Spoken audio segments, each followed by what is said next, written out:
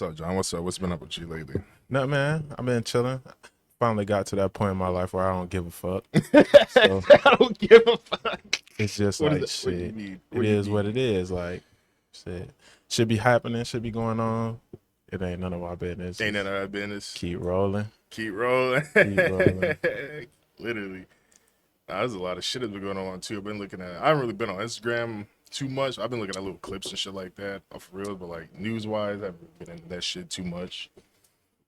Nah. I heard they tried to kill Trump again. That shit was pretty hilarious. I seen that. Kill that man. I seen that. I seen the clip of that. Seen the clip of that. What I want to know is, if black people hate him so much, why is it white people trying to kill him? See, that's why I like talking to you, Jon. That's why I like, yeah. See, that's see, my yeah, question, that's a good point. That's my I question. do know, yeah, you're right. A lot of black people don't like Trump, obviously, but like there are white people just trying to kill him, though. Exactly. You know what I mean? Niggas hate him, but white people trying to kill him. Like, either y'all like that man, or y'all full of shit. One of the two. Like, it was crazy they called him a racist too. But if he's racist, then why white people kill him? Like, that's what I was saying. Like, that's crazy. And like, yeah, it's like people are like, why do you hate Trump? Like, the only reason they say, oh, he's racist. You see what he did. Look at the way he talks. Like, which I get it. Like, I know you don't want a president to be like talking like that shit and saying all this outlandish, crazy ass shit. But like, if you compare like Trump to like, obviously comparing to Biden is a huge ass difference. But like, just comparing to like Obama or somebody like that, or like I don't know some other president. Like, yeah, he's not like the best talking, you know, presentable wise, but like if you go like kind of deep into it, like he's not the one to kind of take shit from like other people, you know what I mean? Like he'll fire back at you type shit. Whereas like other people are just kind of like puppets, you know what I mean? Like they'll just do whatever they're told for any kind of, you know, reason, shit like that, you know what I mean? yeah. I like Trump for the sole purpose to speak his mind. He gonna say exactly what he want to say. Exactly, yeah. He not gonna sugarcoat or hide nothing. Like, if he gonna be racist about some shit, we gonna know. We gonna hear it. Yeah, we gonna know So about it's it like, for sure, okay, yeah. cool. Like, all right, he trying to bring back segregation. All right, cool. He said that out loud. He ain't actually say that. You understand? For example, if that's For example, yeah. what I'm was about to going say, on. did he say that for real? He gonna say that. So it's like, okay, cool. Now we got the option to do what we gonna do. But when like Biden or Kamala Harris or Obama, whoever, they just gonna tell you some shit you want to hear. Yeah, exactly, And then bro. do the opposite. Do the opposite of what they're gonna do, exactly. It'll shit a lot of your face. Straight gaslighting. That's all it is. Exactly. Straight gaslighting. And it's just like, man, at least this nigga telling me what it is. That's what I'm saying, exactly. Now he does say some kind of, like I say, he says some crazy shit. Like you probably heard about the fucking. I was just looking at this when you came in about who you in a debate talking about the people in Springfield are eating the cats and dogs. Yeah, see, it's like I'm with you, but it's like until you say shit like that, it's like, bruh, I don't see the issue with that. Issue with what? Eating cats and dogs. Yeah, I don't understand what the issue is. It's only here where motherfuckers make that connection with those animals. But then, if you put them in a situation where that's all you have to eat, I bet everybody gonna eat a fucking cat or a dog. So it's like, what is y'all tripping on? Like, I get it. They animals. Cows are animals too. Chickens are animals too. You're not out here advocating for them, but you advocate for cats and dogs. Right. That's like species or some shit. Species, yeah. How the Animals, fuck where you the fuck pick and choose who does and doesn't die? Like, what the fuck? That's true. But I think, actually, I don't know if it's even true or not, but say they were eating cats and dogs, which they probably are. I'm not going to lie. They probably fucking are. But, like, I think they just see it as, like, where they're from. You know, I know, like, what is it, like, the Philippines and shit like that? I know they eat, like, cats and dogs and shit like that, right? Yeah. So, probably like, a lot of Philippines, Haitians, stuff like that, they come on and be like, oh, well, this is normal in my country, you know what I mean? I think I'm just going to do it over here type shit, which is fine. I get it that they do it in other countries, but, like, you come over here, you grab up, you know, little Rex going out just taking a piss in the front yard, and you just snatch his ass up and just barbecue his ass. Like, that's kind of crazy, don't you think? Or no? Hell no. He said hell no. I don't think that's crazy at all. In my point of view, that's like the most efficient way to live. For one, you're gonna save money. Fuck. That's the first thing. For one, you're gonna save money. Two, food. It's an animal. If you're gonna eat meat, all animals are on the table. That's true, though. Unless they gonna kill you, it's on the table. I prefer to kill animals that would kill you. Shit. That's what I prefer. Yeah. But I mean, I'm talking about like animals like just in venomous general. shit. Like if you kill that shit. Oh, and the meat venom. Like, if it's that's gonna what you kill you, mean. of Okay, course, yeah. don't eat. Oh yeah, that don't shit. eat that shit. Yeah, that's what you mean now. Yeah. But if it's not, it's the same as anything else. It's no different than a cow or anything like that. Right. People make friends with cows too. Like, what the fuck? Like They did. Yeah, they'll eat cow. That shit's sacred over there. you see what I'm saying? They don't eat that shit at all. At all. Nope, sacred. At all. Which is crazy too. In some parts of India. But in the parts where they do eat cow, they don't refrain from eating anything else. They eat all of it. Yeah. It's like no picking and choosing. You can't just pick and choose this one thing and say, oh, you can't eat this. And because of your moral standard. It's like people projecting their moral standards on other somebody people. else. Yeah. That's true though. I can kind of see that also. But then it's so fucked up because in a survival situation, anybody gonna eat the cat. That sounds crazy. But they gonna eat the feline or whatever that you want to call it. But they gonna eat it. So it's like, how is it morally wrong in this situation, but it's right in the situation where you finna starve to death? That's the question. Are they starving to death? Is it like a survival issue, or is it just like this is a good looking cat? I don't think they're starving to death. What I'm saying is, it just needs to be fair across the board. Right. Like, if you can eat it in this situation, you should be able to eat it in everywhere else. Yeah. Shit, that's how I feel like with weed. Shit. See? But like, I think it's just crazy. I mean, you just look at a yard, like, I don't know if they're homeless or not. I believe they probably are homeless. I mean, they're fucking, they're migrants and stuff like that. But it's like they get hooked up with like what? A bus ride, a phone, a card, and they just chilling. So like, what do you do after that? You just go pick a city, just start just like bunkering down, just start like fucking. That's it. You just live, bro. Just live. That's fundamental to life. Because at the beginning, it's like, at the beginning of mankind, like, where do you go? You have to settle wherever you choose to settle at. There's no actual location. You just go there and settle. Well, but what, they're home. They can't say they're home. I mean, shit, you can. But the thing about it is, you can make your home wherever you want. That's true. The home is wherever you go, though. That's true, though. Yeah. So it's just like, I don't get it. I don't understand what the outrage would be. I don't even know if it's true, but it really don't fucking matter. For one, especially if it's like overpopulated with cats and dogs in these areas. Oh yeah, I can see that. Especially cats. Like this area, especially over with fucking cats. Like, I don't know. They say like Chinese food is like cats and dogs. Like, is that like true? Like, is that actually true? I mean, if it's so, then like, I don't know. Shit, we might as well just start, capturing them hoes. You know what I mean? Like, fuck. I don't know. That's what they say. But I don't know, and I don't know. I don't think you should have any emotional attachment to something that you're gonna eat. If you eat meat, you shouldn't be attached to anything that you can eat that's meat wise. Right. You just take it as it comes. So if it end up being a cat today because you homeless, which it'll be the cat today, which is a survival situation, like it's life or death in that situation. But I think that's the question though: is it life or death, or are they just doing that just because that's what their culture is? You know what I mean?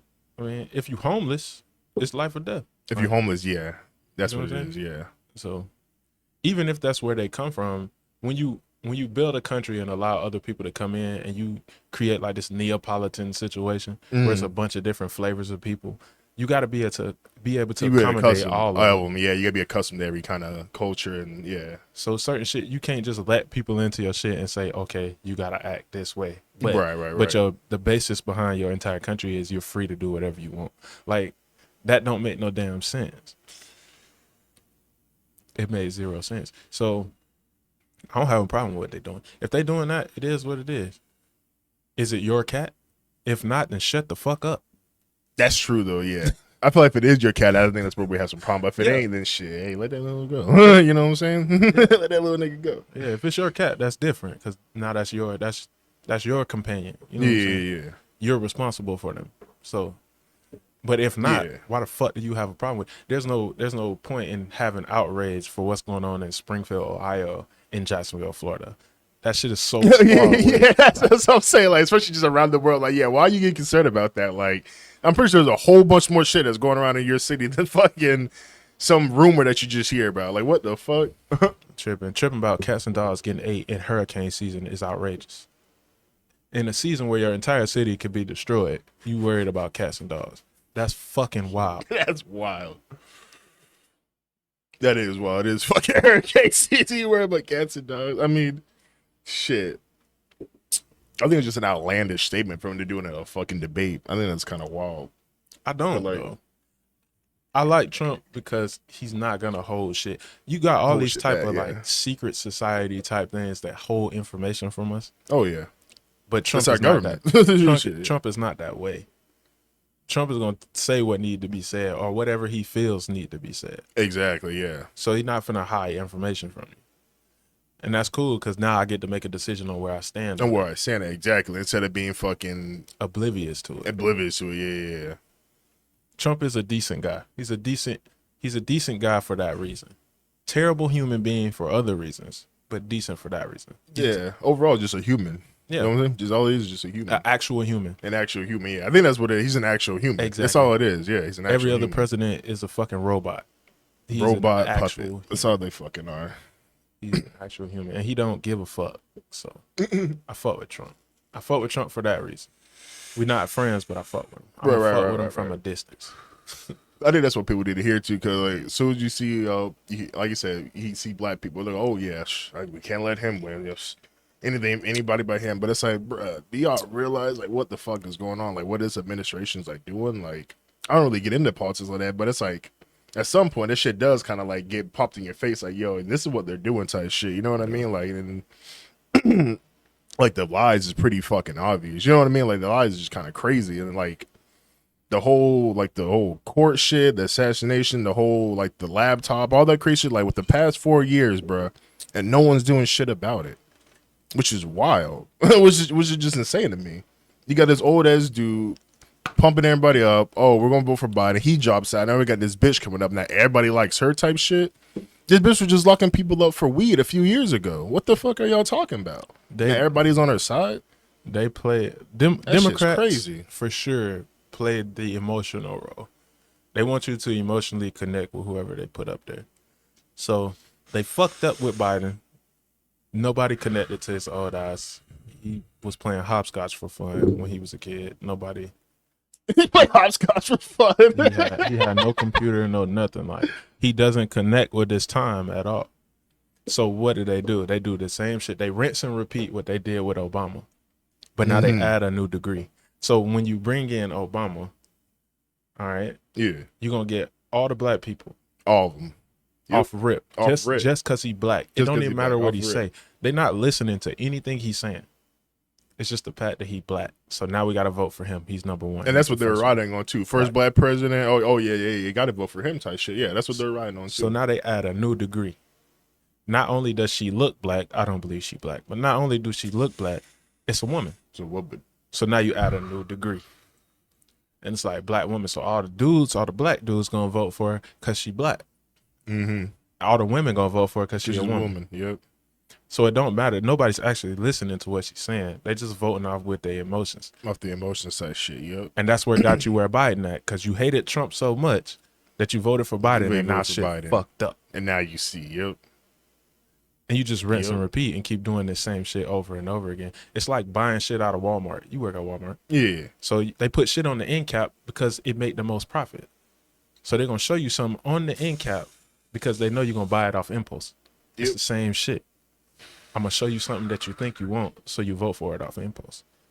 Just because it's there. Easy to you. Yep. Easy. You feel like you need it. Understandable. You feel like you need it. Yeah. You feel like you need it. Shit trash. Shit all the way trash. Trash. I don't vote at all because I don't give a fuck who win. I understand who really has the power in this situation. And it's everybody who's not in charge. You know what I'm saying? So, everybody in the background. Big company, shit like that. That really control the world. Nah, not even them. We got all the power. It's power in numbers. You got to understand, like, the voting system itself is only powerful because it runs off of numbers. How many votes can you get? Mm-hmm. So when it comes back to us, we decide this stuff. Our votes may not count for anything. I don't believe they count for shit. Technically, they do and they don't, because it doesn't go into like what the electoral college type shit. Why do you need different levels? That's what I'm saying. There's a different level to that shit. That's unnecessary. Yeah, there's no need for different levels. That's why I say I don't think our votes really count, because there's no need for different levels if our votes count. But Right. if we understand that we get to decide how the structure is laid out, because we are the ones who are getting ruled over technically, Yeah. then we can change the system. We just don't use that power though. Exactly. That's all it is. We just don't use that power. You sit back, let the shit be fucked up, and then complain about it. It's like, if you're not gonna do nothing about it, then shut the fuck up. Oh, say shit, yeah. That's why I never post like any of that shit, like about story, anything like that shit. Like always do like, oh, we need to stop LGBT or abortion, stuff like that. I never post any of that shit. Black Lives Matter, like I never post any of that shit because it's like, honestly, not only do I not know where I fucking stand on that shit, but it's like, what am I gonna do as a one person? Like, what is like, I can maybe get a few hundred people to follow me, 1,000 maybe, but then what are we gonna do? It's like, come on now. Yeah. It's like we're not really actually going. Like, we can go out there and like, honestly, like it's kind of like what you said with the MLK thing, like protesting. Like I see where people love protesting and shit, but honestly, that shit's kind of old. You know what I mean? That shit's not really like, you see like the Black Lives Matter protests, all this shit like going on. Like that shit's not really doing anything. You know what I mean? Like it can maybe like change a few minds. They can maybe, you know, like, oh, get them to maybe listen type shit. But it's like protesting really isn't like, that's kind of like the old way of doing things. It's kind of crazy to say, but like I feel like there might be like a new way of kind of, you know, kind of another way of protest. I won't say like a violent protest, but like it's something different. It's a simple ass protest that works 100%. What you mean? I like to call it a pocket check. What you mean? So if people stop spending money, the country economy is trash. So now you can renegotiate your deal as a people. Right. So instead of going out there looting and stealing, you're not doing shit. That's what I'm saying. Yeah, you're not doing shit. You're not doing shit. Because what they're going to say is they heard you. They're going to do it for a day or two and then go back. Go back to the same shit, exactly. But if they do anything, that's the thing. But if you touch the pockets, if you touch the economy, they have no choice. They have to. And now they know that's an option, so they have to stick to it. Motherfuckers don't do that, though. But that would be the hard part. How would you do that though? We will have to go. Everybody will have to start living like. No, you don't. No, what do you mean? They can't stop. So if you don't spend any money, what are they gonna do? Let's just say 40 billion people say, "Hey, it's 90 billion people working Americans." So let's just say 40 billion of them say. You mean million? Million, billion, whatever number. Yeah, yeah. What they take that. They take that stance and say, "Hey, I'm not spending my money with you." They stop paying rent. They stop buying groceries. They stop doing all this. If all of them do it at once, the grocery store can't stop giving you groceries. They got to negotiate with you now. Right. Because they can't keep the lights on if they don't. So you don't have to go to your apartment, your house. They can't kick everybody out. Because where they going to go? Plus, you got to remember, they still have money because they haven't spent it. True. So they have to renegotiate the deal. And you don't have to change the way you live. They can cut all the power off, but they're going to have to cut it right back on. Right. Because they're going to have no choice but to renegotiate. It's going to happen quick. It'll happen within like an hour or two. Right. The goal will be the whole deal will be renegotiated in an hour or two. So I got two things with that. So like one, so if people were to start spending money, where would they get their food and stuff? You just go get it from the grocery store. You deal directly with the grocery store. And if you don't want to deal directly with the grocery store, there's plenty of people out here. There are plenty of farms and all this other stuff. You go direct to the source. What do you mean? So you're not spending money at the grocery store? What do you mean? Like you'll be taking it, right? You negotiate a deal with the grocery store. Okay. I got money. I'm not paying that price though. I'll pay this. Right. And you have no choice but to take it because you can't stay open if you don't. Okay. That was the first one. Now the second one is, in theory, say we did that. Everybody was on board with that. I feel like the main people that would have to be on board with that would either be like, I would say like a lot of military personnel or like law enforcement. Because all that shit doesn't go to plan. They will have to be like, all right, well, they're just going to start a fucking martial law. Nah. And they're going to just start arresting niggas. What happens is detaining motherfuckers. Being a veteran, they get paid off of taxes. What do you mean? They get paid off of your taxes. Pay them. Okay. It's like the police. It pools into one thing and then they like tax. Yeah. Okay. Yeah. But if ain't nobody getting taxed, they ain't getting paid. That's one thing of it. Two, they're gonna have to send you somewhere other than where your family is. So you invoke martial law. Let's just say you're a part of the military. They invoke martial law and you know your mom is here. What are you gonna do? Yeah. Are you gonna actually go through with that? Yeah, that's the thing. That's what I always went with like a civil war. Like, was the military, like, whose side would the military be on? That would be my biggest issue, because if they're on like the government side, we're kind of fucked. But if you see like what you just say right now, that situation, if you're like in the military and you see somebody like, oh shit, that's my neighbor, that's my cousin, that's my whole family, but they're on this kind of like a revolutionary side, whatever you want to call it, what would you do at that point? I think what we got to understand is military personnel are still human beings. That's what I'm saying. Yeah, they don't. Contrary to what everybody believes, they do not follow every order to a T. They don't. They'll do it in a way to make shit work. But when you have to split a human being in two, like either you're gonna do this and be on this side, or you're gonna go against your family and be on this side. Right. What does that person, as a human being, what do they choose? What do you choose exactly? I feel like veterans and like, you know, all the like veterans, or at least like a lot, I don't know what to say, like SEALs, like shit like that, like people in the army that actually been through like tours and shit. I feel like they have like a more like clearer mind of like kind of like what's going on, like what's like really, you know, see through the bullshit type of shit. You know what I mean? Yeah. I feel like they kind of see like a better view of like a bigger picture, like what's actually being portrayed. We don't know anything, just like y'all don't know that. Dead ass. Same shit. Just get the order and do it. There's no explanation as to why, what's going on. They don't even tell you why we're here. So they can just send like, oh yeah, we're going to Florida. I need y'all to be like stationed in Florida. You see anybody, you know, start detaining people, shit like that. Shit. That's it. No one like, oh, my family's in Florida type shit. Like they said, like they go like sitting in Jacksonville, your family's in Jacksonville, just start detaining people. Like, but a lot of people in the military got split decision. Like this split decision making. Like, yeah, they don't fully agree with what the fuck be going on. Right. So all of them ain't gonna stay there. So it's gonna be a civil war. It's gonna be one side against the other. One side against the other, right? And it's gonna be military personnel on both sides.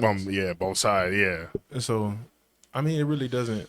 I wouldn't think that would invoke a civil war, because war costs money, and if ain't nobody spending money, you ain't got no money to spend. Our economy works off the circulation of cash. If you can't circulate the cash, it's fucked. Mm-hmm. So if ain't nobody spending it wouldn't even get to that point. It wouldn't, because the money wouldn't be worth nothing.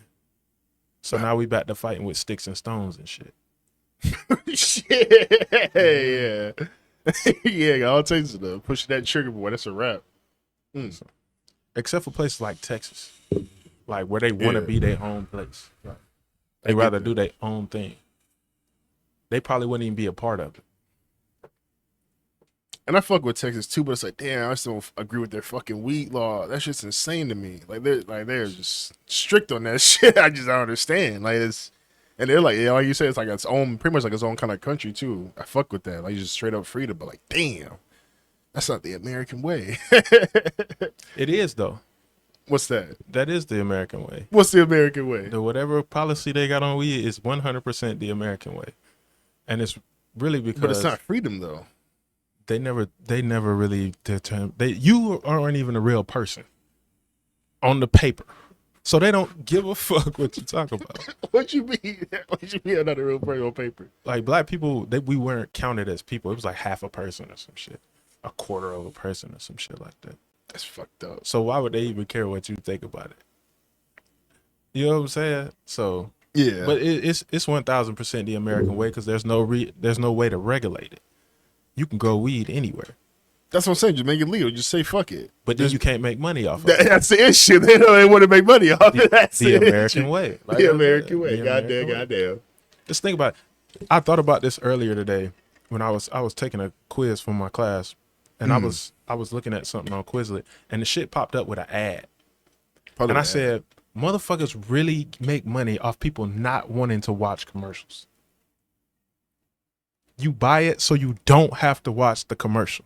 What you mean? Like the ad? They pay for that? If you pay for whatever it is you're doing, like say Hulu.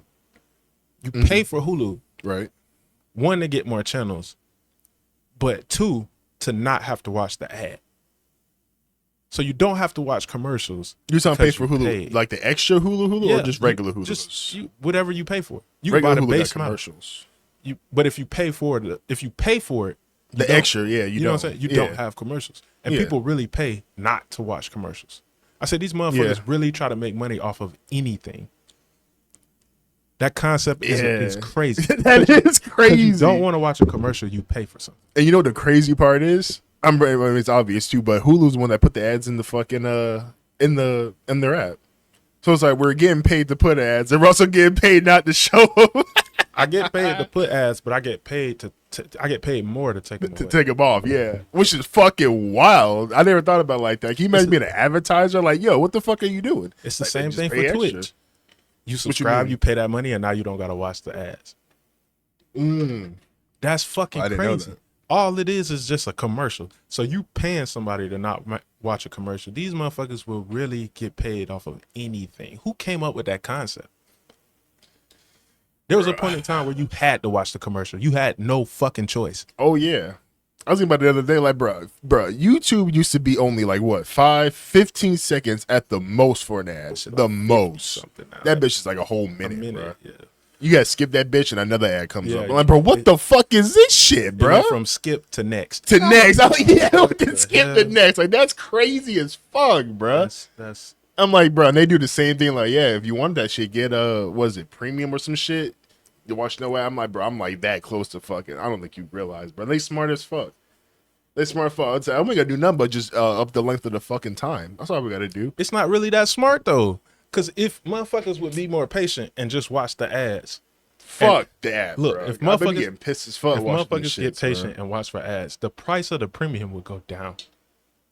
That's true. That's 100% true. But niggas is not doing that shit. That's the issue. Down. That's the fucking. I think that issue. Bitch like $70. That bitch would be like $10. TV. It'd be like $10. All because motherfuckers is watching the ads. I got that shit on my music, bro. I can't do that shit. If I'm at work listening to music, bro, and I hear ad, bro, I'm getting mad as fuck. So I just pay for YouTube music, whatever the fuck it's called, music premium, whatever the fuck. Oh, the one where you could close that shit. You close that shit, and you can close the app too, bro. Yeah, fuck that, bro. I'm sorry, bro. They got my ass on that. They got my ass on that. I ain't gonna lie to you, bro. Ain't no fucking way, bro. I can take it back. Hey, somebody bring back FrostWire. The hell is that? And LimeWire. You never had an LimeWire. I remember that though. FrostWire and LimeWire, the same shit. Aries, LimeWire, that was my shit shit. Make piracy great again. Make piracy great again. Jesus, make piracy great again. It's a way to make these motherfuckers do what you want them to do. You just gotta think outside the box. But it's a way to make these motherfuckers do. And that's not even really outside the box. You just went backwards. You just went to an old thing. So now you download music on that. You got to find a way to put it on whatever you want to put it. Yeah, I was just saying, bro. Like, what the fuck? Get an iPod Touch or some shit. Insane, bro. That is insane, bro. Just get something like that. Because what's gonna happen is so inefficient. You're gonna pick up your phone, right? Right. The phone is inefficient. You're gonna pick up the phone, right? Change the song, and then get caught scrolling on some shit. And now you done wasted all this time scrolling. But if you had an iPad and LimeWire, it's nothing to scroll. It's nothing to scroll on the iPod.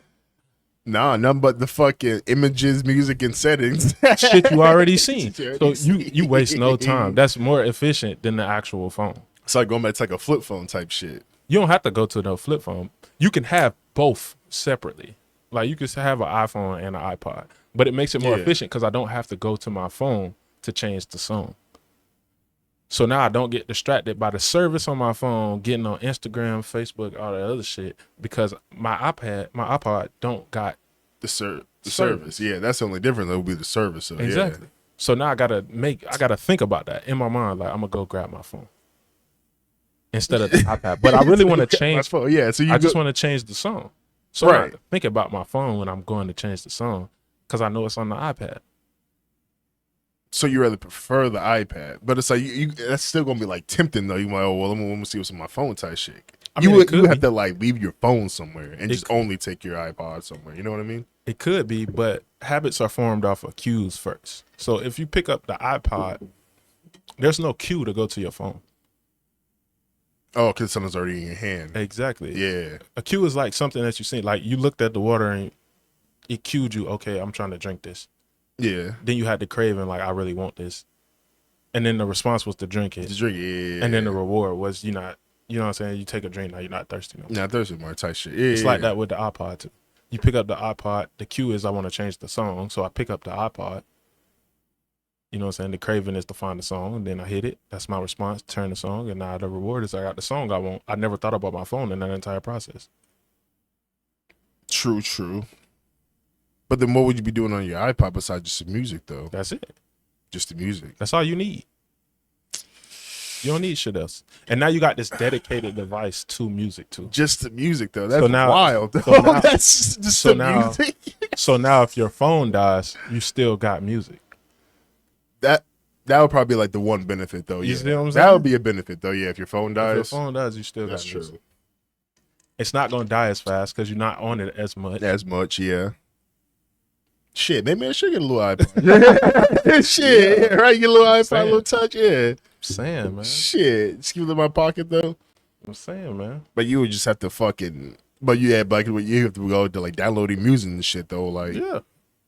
That's a small price to pay. For one, you pirating music anyway, so it's free. Yeah, but how would you even? I don't even know how to. Like when I was doing that shit, I was like, I think I was doing that shit on like the CDs, and that's how I was doing it back on the day. I'd like to like put a CD in a little player, download the song, burn that shit to a CD, play that shit on my Xbox. I don't know how would you do that shit on a phone nowadays. That shit would be like, you probably can't. It's probably too much shit on your phone to do that on your phone. That's what I'm saying. Yeah, how much of fucking like blockages and shit like that I would assume. Yeah. I mean, you can do it with like I think YouTube. At least for Android, when I had an Android back in like high school and shit, I used to do like YouTube the MP3, like take a. Yeah, we used to do that shit too. Yeah, like the YouTube the URL, put in a little thing, and it would just like download that song. Yeah, I used to do that shit. Yeah, that's like the last time. I ain't gonna lie, that was the last time I was pirating shit right there. That was it's free fucking music right there. Man, motherfuckers is crazy. But like, does this work? Oh yeah, it's like that shit like flips. So how much did you pay for that shit? It was like $250. Like $250, yeah. It was like, dude. Yeah, I'm kind of getting like collecting a whole bunch of shit now. I like fucking like props and shit. You know what I mean? Like actual like fucking like what is it, like practical shit, replicas and stuff like that. That's what I like the shit you can see in the movie. That's what I like fucking with. I'm into like books and plants now. So you said you're into what? Books and plants and shit now. So, what you mean? Like that's my choice of collection. Yeah, I'd rather collect. Oh, that's what I'm saying. You say collect them. Okay. I'm at that point. What you mean you're at that point? Nothing wrong with that. I went. I did a heroic dose one day, and it was just like, yeah, books and plants. Books and plants. A heroic dose? What, like mushrooms or something? Yeah. Like 8+ grams. Damn. Like, yeah, I'm there. So it's like, damn. So that really opened your mind up. That really opened your mind up. Yeah, books and plants. Books and plants for sure. Like what kind of plants do you collect and stuff? I haven't started my collection yet. Haven't started I just had this epiphany like Friday night. But I've been reading a book for like the past week. Damn. And I like have like these spurts where it's like, okay, I want to read, and then I read for like a month, and then I won't read for 6 months, and then it'll come back. But after I did the heroic dose, it's been like, yeah, books and plants. Fuck that phone. Books and plants. Yeah, type shit. But you can just like sit down and just start reading type shit. You just pick how much you're gonna read in a day. That's how I do it. Pick how much you read in a day. I'm gonna read a chapter today, and then you just read it. Damn, bro.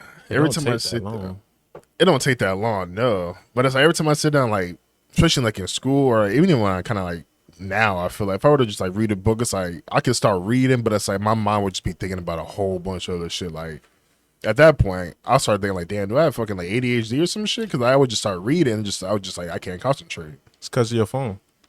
It wouldn't even be my phone, like just in school in general. Like, but I mean, I had a phone, but I wouldn't even want to be on my phone. It would just like, like just in school, my teacher would be like, oh, read this, or like, yeah, she'd be like read this chapter type shit. I'm just like, bro, like, I will read it just like because I have to read it. But like, if you were to tell me like read something now, like, oh, go read like a chapter of this, I'd be like, bro, come on, like, it would be like. I can read, but it's like it would just be like annoying. Like I wouldn't be able to concentrate. You know what I mean? Like unless it's something I'm really into, type shit. That's like the only like caveat. Like if it's something I'm really into, I can read it. Yeah. But if it's like something like read like a fucking, I don't know, read like a Shakespeare book or some shit like that. Like yeah, no, I can't do that. School or like a history book or some shit. You know what I mean? School is the biggest scam ever. It kind of how I view school, like textbook reading. To reading anything else, if school teaches you that reading is boring.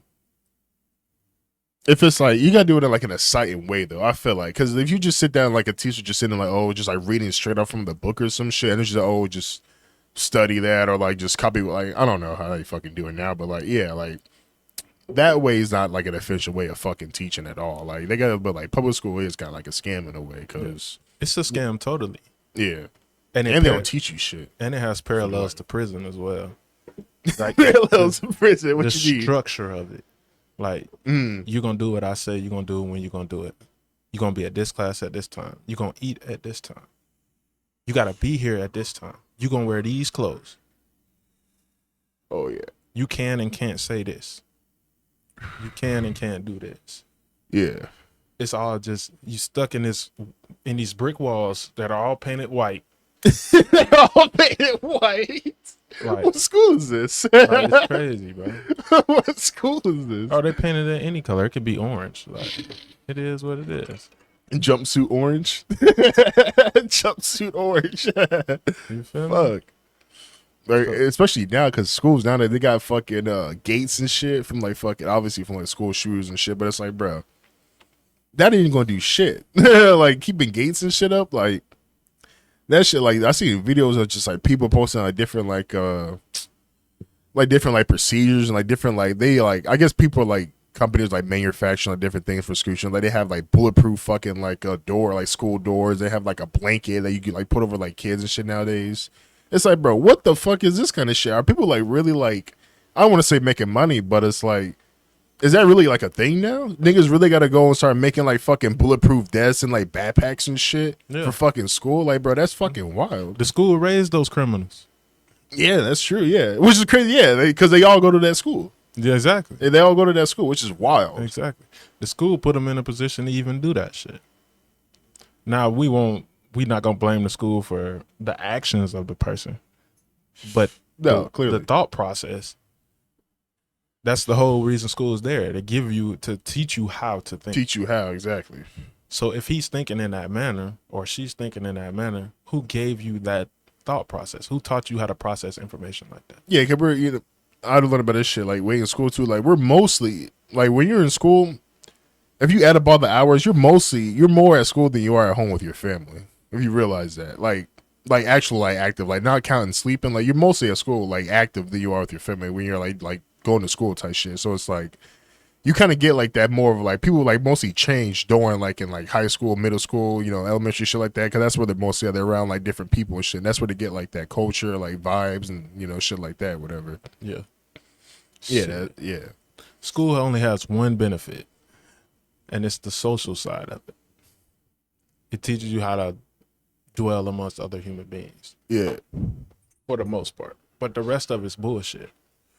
They teach you all that shit? Yeah, bro. It's all bullshit. It doesn't even actually help you do anything. You graduate high school, you go to college. Which that's a scam. 100%. And what you use on your day-to-day basis after you finish all of that, or if you don't go to college, what you use every day after that, basic math, basic reading, basic writing, and basic speaking.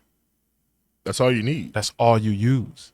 That's all you use, really. That's literally all you use. And hopefully common sense. Shit. Hopefully just common sense. Literally all you use. So it's like once you get past that point, I realized that in the 4th grade. In the 4th grade, I realized that. So it's like once you get past all of that, it's just like there's nothing more for you to do. Be quiet. There's nothing more for you to do. So past the point where you learn all of that, it's just bullshit. Because why I need to know what George Washington did? Yeah. For what reason? Like what? For what fucking reason? For what fucking reason? I'm trying to think of like, I mean, only reason I can say like the only like really reason is like, well, just to know like what happened with our country. But even then, like looking at it now, even then that's kind of like obscured. All the history that it teaches is obscure. So why even teach that shit? Yeah. Even if it was, I don't believe that all of it's true. But even if it was, 100% not. Even if it was, why does it matter to me? I'm alive right now. True. So I have to think about where it's going, not where it's been. You know what I'm saying? The future type shit, yeah. I got to figure out where we're going and not where we've been at. So it doesn't matter to me at all. Or why would I need to learn biology if I want to be a chemist? Yeah, I never got that either too. Like, I understand, like, I don't know if kids, like, know, like, what they want to do in life, but, like, I feel like you, like, kind of forcing kids to, like, do, like, certain subjects or, like, I don't know, like... I don't know, like some school, like they kind of like force you to do like certain things. Like you said, like if I want to be like, oh, I know I want to be a doctor, but why the fuck am I learning fucking Spanish? Or I mean, not really Spanish. That's kind of a bad example, but like some other like fucking, you know, it's not that bad of an example though, because what you gotta understand is the country we live in. So if you take that into account, there are Spanish doctors here. Yeah, that's what I'm saying. So why the fuck do I need to learn Spanish? And I was born and raised here. Right. There is somebody specifically that can handle that situation. Yeah, because if you really think about it, if you're Spanish and you want to go to college requires you to take like a foreign language. So that means if I already know 2 languages, do I have to take another language just to get into college? What would that help me for though? You know what I mean? If I'm just trying to be like a fucking, I don't know, I'm trying to be like a diesel mechanic or some shit like that. You know what I mean? And I'm Spanish. And I already know 2 languages. Why would I have to know a whole nother language just to get into college? Doesn't make any sense. You know what I mean? And even then, like, it's just college is just a scam at that point anyway, too. Yeah. Like, I don't need a fucking... If I really were passionate about being a diesel mechanic, I wouldn't just go to college and get that just pure experience and go to try to find a job. I would actually learn more shit, like, on the side, or I'll be doing, like, my own projects like that, learning shit on the way besides just going to college, getting that only degree, and that'd be my only path. But you know what I mean? Like, there's other ways you can go about getting, like, a better job and shit like that. You know what I mean? Like, college is... definitely not the only way, people. It's definitely not the only way, for sure. The structure of school is complete bullshit. Yeah, that's just the bottom line. Like, it in my eyes, it kind of conditions you to be unsure about what you want to do. Because I'm giving you all this different shit, subjects and shit. Yeah. Exactly. So you never really get the chance to figure out what it is you want to do. Because I was that kid. School's easy for me, but I never tried. Fuck school. I never fucking tried because I never knew what I wanted to do. So it's like, if I don't know what I want to do, why am I expending all this energy into whatever? Right.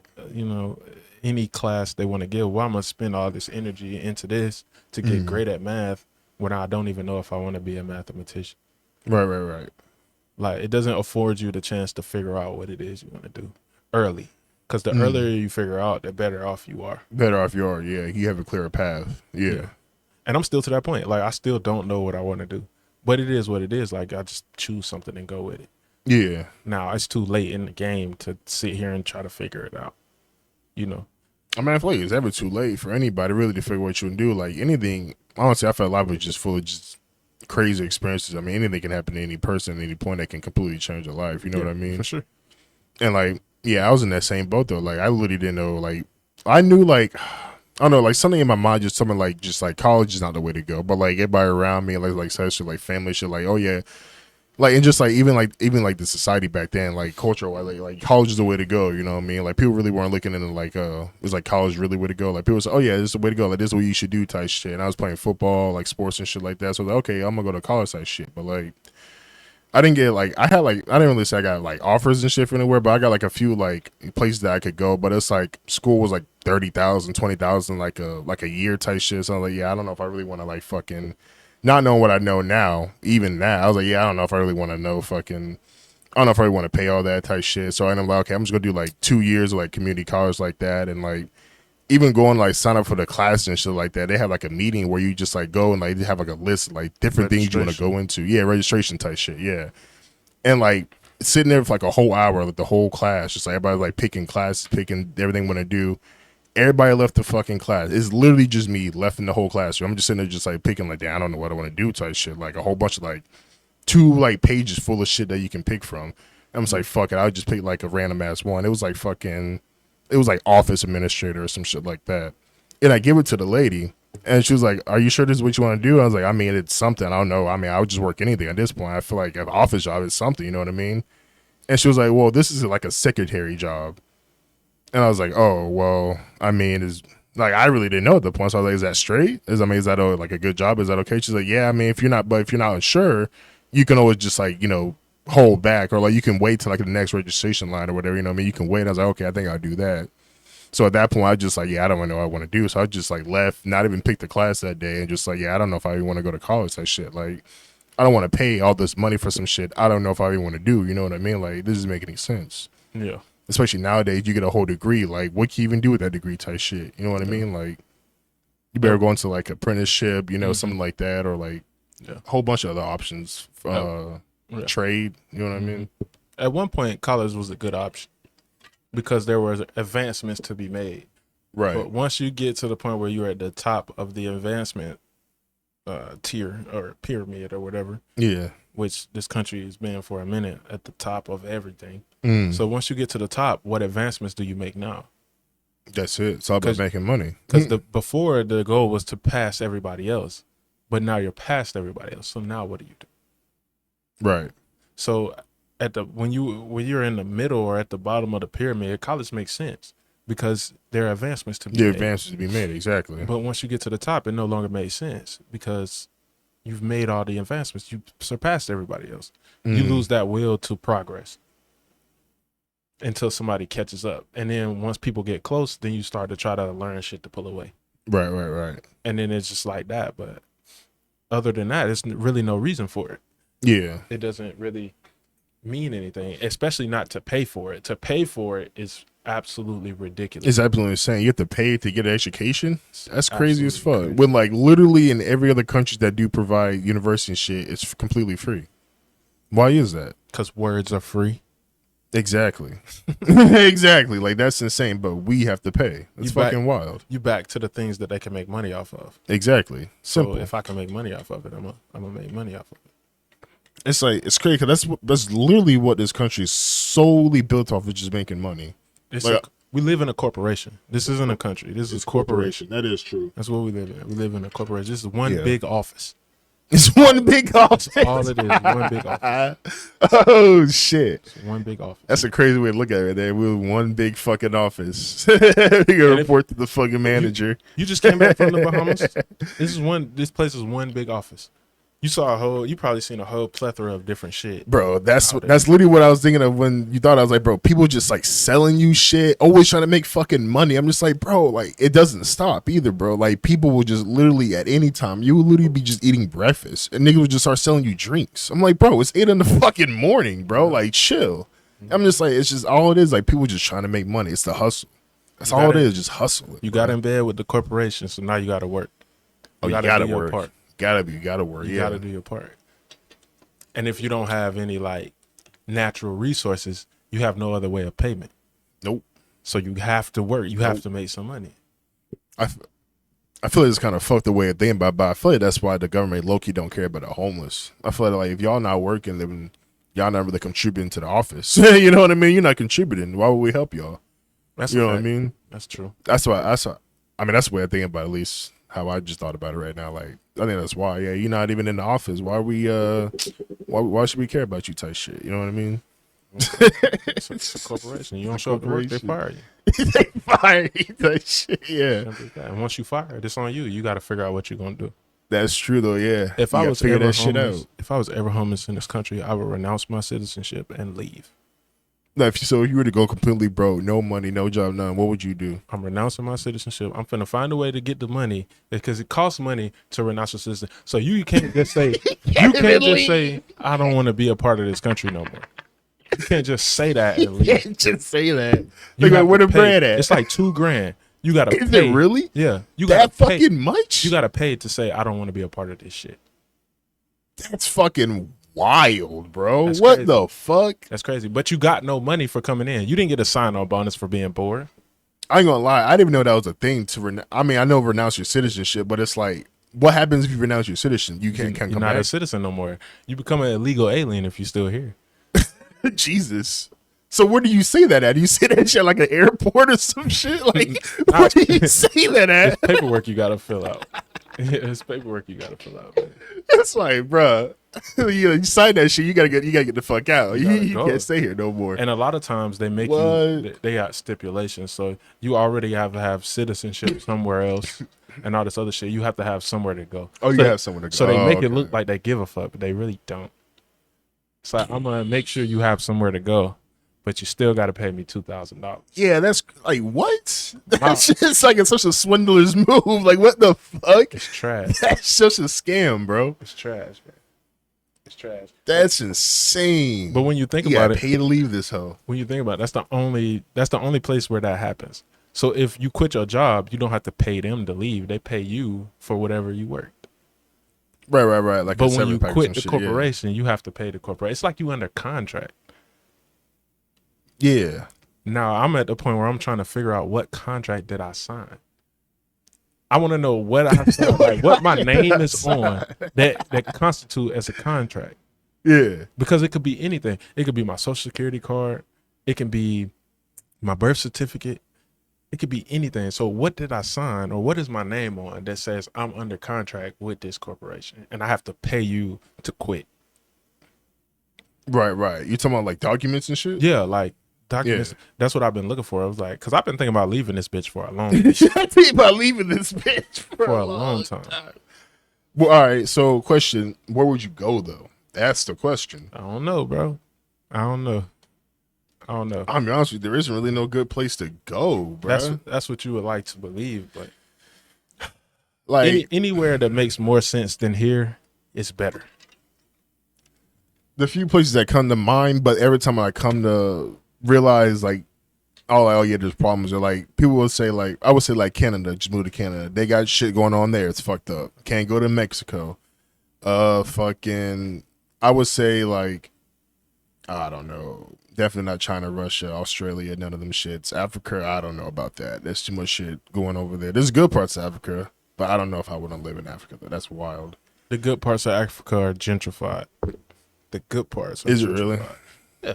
Probably is. I wouldn't doubt it. Yeah. Would not doubt it. Yeah. I feel it's been gentrified for fucking years. If you go on YouTube and type in Africa, they're going to show you the best parts of Africa. But if you watch the little fucking, what's the fucking, not Jenny Craig, the fucking... the commercials where they show you the little starving kids. Oh yeah, Sarah McLachlan. Yeah, that you talking about? Yeah, touched by an angel, the angel. Yeah, they'll show you the worst parts. They'll show you both sides of that shit. They're gonna show you the worst parts, so you don't want to go. Fuck. But so you don't want to go. But they show you all the gentrified parts, and then when you look into the history of these areas, white people have come in at some point. Europeans have come in at Europeans, yeah, have come in at some point. And colonize the area, right? Quote unquote, like the British, yeah. So like the British in Egypt, shit like that, yeah. They're gonna send you from one corporation to another one that they control. So they obviously control. Have a little foot in or some shit. Yeah. But then the ones they don't control, they show you all the starving kids. Yeah, the bad place you don't want to fucking go. Yeah. But then you don't know about this is when you look at those things and then you research the places that are on those, yeah, these people are living in mud huts. And then you look inside of the mud hut and it looked like the inside of your fucking house. Yeah, I've seen videos of that shit, bro. I'm like, bro, where did this shit come from, bro? Like, is that shit real? Because they be having like fucking big ass screens, couches. They should be looking like shit in here type shit. I'm like, bro, what the fuck is this? My sister be going to Africa. I'm pretty sure she done seen that shit before. Fuck? But I done seen it. It's too much of it from too many different sources for it to not be real. For not be real, yeah. I feel like y'all they on some other shit up there. Like motherfuckers got granite countertops in a mud hut. Like these motherfuckers, and then people don't even understand. They think that mud huts are bad. That shit is the same as that. It's actually better than that. It's fireproof. It's waterproof. It protect you from all the. It's easy to insulate. It protect you from all the weather. Easy to insulate, yeah. It protect you from all the weather and shit. Like it's the same deal. It just don't look like what you got on the outside. Cause we're so accustomed to this. Yeah, I mean, shit. We're not used to that. But hey, I always look at that and be like, hey, at least they happy though, type shit. Shit, I would be too. At least they happy. I live in a mud hut right now. That shit free. You can get mud. That shit free. You get mud anywhere. That shit is free. All you need is water and dirt. Mud. We gotta get some land too though. Put that bitch on. Man, don't nobody own this shit. Go to where the fuck you want to. Nobody own this shit at all. Bro, I was looking at that shit. I look at video. I was like, you know, if you were to buy like a thing of land, like property on land, technically you really don't own that shit. Yep. As soon as you stop paying the taxes, they're gonna come take it. Like even if you do like pay the tax, like say like, oh yeah, I paid off everything. This is my land. I own it. Technically you really don't own that land. U.S. still like actually like the U.S. is just basically like overall at the end of the day they're just letting you rent that. It's the same shit China do. What you mean? China do that same shit. You can't own shit in China. Oh yeah, nah. It ain't yours. It belongs to the states. There, you basically renting it. Mm-hmm. It's the same shit. So I knew that you didn't own it at the point where I didn't pay taxes. You can come take it from me, even though I paid it off. Even though you paid it off, yeah. Like I know. There's no way I can own it. Oh, you tell you after you paid it off, you don't pay tax. Yeah, that type shit. It's like, yeah, so why do I have to pay tax on that shit if it's already mine? Exactly. So yeah, that shit don't make any fucking sense. Yeah, it's not really yours type shit. And Which then is at like, the point that you don't pay taxes, they could take it from you, or anybody can swoop in and take it. This is the shit that pissed me the fuck off.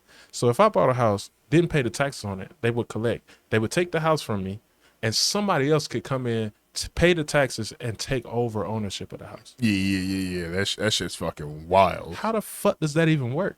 And people be like scalping them, bitch. Like people are actually like on the hunt for that shit. Like if you really like not on point with that shit, and they was really take your shit like for real, for real. Like in certain states and shit, like New York. Like you heard about like that squatting shit that's been going on. Who? Like the squatting shit. Like people like, yeah, that's been going on, and you can't kick them out. You can't kick them out. Yeah. That's fucking wild, bro. Like what kind of shit is that? You can't kick them out, nothing, bro. That's their house now. That's insane, bro. Like, but they go without. Those people go without too. They live like this what people would say a barbaric lifestyle inside of a house. They can't have lights. They don't got running water. They don't got none of that because they can't put their name on that. Right. So they live this like that's crazy to me how all that could happen. Yeah, because they're not the people that the house originally owned to. They're not paying like none of that shit. All this shit's like turned off. Like they're not paying none of that, but they're paying the taxes. So somebody else paying your taxes for you to live somewhere where you're not supposed to be. I would just stop paying the fucking taxes and like fuck that shit. But like, my big question is what is stopping people from stopping to pay rent and mortgages? That's why I said back to like they would need law enforcement and everybody on their side because then they're just like, all right, well, we'll just call the cops and kick you the fuck out. Now you're going to jail. But you can't kick me out. The cops can come, but I'm under law. I'm good. So even if the police take me out of here, I can sue the police. I don't think you can. I think they're gonna tase your ass and see you to jail, bro. For what though? I mean, I see what your point, but like under their viewpoint, under the Constitution, law, or the fucking American way, you technically didn't pay your bill, so you got to go to jail type shit. Well, technically, they would be able to kick me out then. Yeah, because the law would say you can't do this. They would be able to kick me out, but they can't. What you mean? You said like they can't? The owner can't kick me out the house. Why can't they? You didn't pay the bill. You can't, because squatters can't be. You can't kick them out. That's you talking the squatters? Oh, that's why they're doing it. You can't kick them out. Oh yeah, you can't kick them out type shit. Yeah. So how did the police? You telling me with the squatters? Yeah, the police can't do shit either. Yeah, because I know. Yeah, technically. So now what's stopping everybody from squatting? Just stop paying everything and just stay where you are. They can't kick you out. Because I think like you have to be away from your house for a certain amount of time. That's what it is. No, I'm saying it's not your house. Once you give it up, it doesn't belong to you anymore. What you mean give it up? Like when you leave? Yeah, no. Once you stop paying for it, and they say, "Oh, you can't live here no more. You got to get out." Yeah, it's not your house anymore. Right, so what's stopping you from just staying there and not having to deal with none of the shit that you had to deal with before? That's why I say I'm back to the police thing. Yeah, they have to sue the police. So like, so the police show up. Then what do you do? What would you tell them? I mean, does it really matter? So even if they do take you to jail, when you get out, you can just go squat somewhere else. Like it's a never-ending cycle. Like, and if everybody's squatting, they can't take everybody to jail. Yeah, they can't take everybody to jail. That's true though. Yeah, they can't take everybody. Boy, what's stopping people from doing this shit? Because I got tired of this shit. I'm like, bro, I'm paying this rent, and it's only because my neighbor paying rent. But if my neighbors stop paying rent, if this whole building stop paying rent, and then the fucking entire apartment complex stop paying rent, we all become squatters. They don't have enough police officers to take us all to jail. What do you think they'll do? They probably send like fucking. I mean, it would have to be everybody because they would just at that point they would just send like I don't know. But I'm being exaggerated, like the army or some shit. That's what they would send. I realize why they would do something like that though, because that energy would carry. So if they see we not paying for shit and they can't do nothing about it, then the subdivision next to me would do it too. Yeah, you have to like have a train or like everybody collectively doing that shit though. They would see it. They would see it. They would hear about it. It'd be all on the news. Oh hell yeah! It'd be all on the rent. And then once they come through, because people gonna drive through to see what's going on. They come through and they see people just still living their lives, chilling. They gonna stop paying their shit. Why the fuck we doing it? Bro, chill. You gonna start a whole fucking wave, boy. You gonna everybody just stop paying rent. Fuck them. Everybody just stop paying rent. Either it's gonna be a wave of niggas just doing what they want to do and realizing they got the power, or the government gonna kill me. I don't give a fuck either way. I can't complain. It's a win-win either way. It's a win-win. It's a win-win. I stop paying rent, I win. I'm dead. I ain't got to worry about that shit. Don't worry about it. It's a win-win. So I don't give a damn. It is what it is. That shit don't scare me. So yeah, that's what it is. Like that's how shit happens. Like people need to see the proof. So if one group of people just decide that we're gonna do that, then everybody else would see it and be like, oh shit, like this actually works. Like why are we? I'm talking about all the struggling people. It's more struggling people than there are people that are good. Right. So all the struggling people start doing it. It's like, okay, yeah, like we got a real issue on our hands. So now we got to figure out how to appease these people. But it would have to work though. That's the only issue. It would have to work. The only way that it wouldn't work is if everybody didn't do it, or not even everybody. A large amount of people didn't do it. Mm-hmm. If you had a large enough amount of people that did it, then it will work 100%. There's no other way for it to go. They can't do it. They don't have enough people. It's only one. Even if you look into the military, there's only 1% of the country of people who are in the military. Just 1%. That's it. You outnumber them too, and everybody got guns. That's true though. Yeah, you have an issue there. So forgot about that. Yeah, you got an issue there. So people got fucking guns. So what's up? You gonna bomb your own country? That's what I was worried about too, bro. Like, if shit gets really bad, like, what will they do? So now you gotta look into their enemies. If you bomb your own country, Russia gonna see that. Ooh. China gonna see that. North Korea gonna see that. Then we're fucked. Now what you gonna do? So you can't bomb your own country. You can't do it. You risk your own shit when you do something that dumb. You can't do it. So now what? So now you ain't got no choice but to go with the narrative. You gotta go with what they want. It's either that or you lose everything. Question is, how do we get that many fucking people on board? There has to be some very, very persuasive way that can get everybody collected that can do that. You gotta just show them. You gotta show them, like, you gotta show them. You gotta show them and get them on board. And once you got them on board, you got them. That's how this country go. That's how they got you to think that you gotta pay rent. Yeah, when the fuck did that start? That's how they got you like that. Because you fuck around, you pay it. One person pays it and said, I don't know. They said I had to pay it. Oh, no, they said I had to pay it. So now they paying. Shit. And then he ain't going to do nothing but teach his kids that same shit. So now they paying. And then this group becomes large. This is a large group of people paying to stay somewhere. And everybody else is like, damn, I got to pay to stay here. Whole time you didn't have to. Whole time. But it's like... You got swindled into it because you saw it. You saw the proof of it. It's like, if only there was a different way that we could like live life without, like, I know we somewhat will be a way besides like not using currency besides money. What would you think we could live life without using currency or money? You think there would be a way we could do that? Yeah.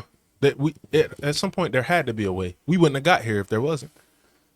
What were they doing, like trading? Yeah, for sure, trading. I think the bartering system is the most efficient form of currency ever.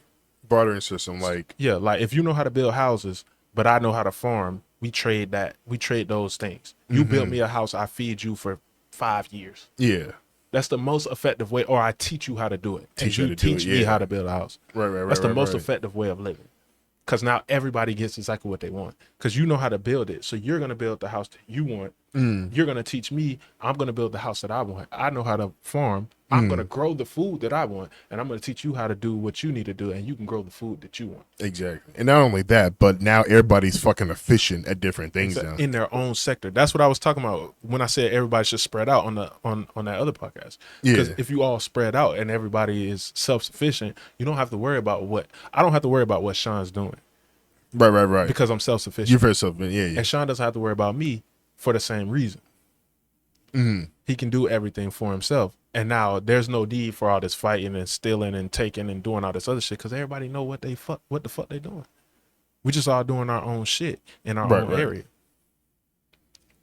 But you have to teach those people that don't know. You know what I mean? You have to But they also spread that knowledge though. You know they what I mean? also have to teach you something that you don't know. That you don't know, yeah. If Knowledge we didn't have money, knowledge is the actual form of currency.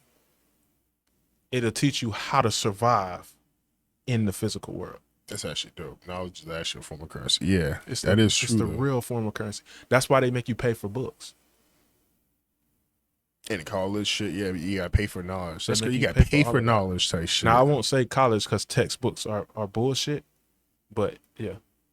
But like you do gotta pay technically for knowledge. Like if I want to be a doctor, I gotta go to college to learn that shit. Yeah. But if I really you do.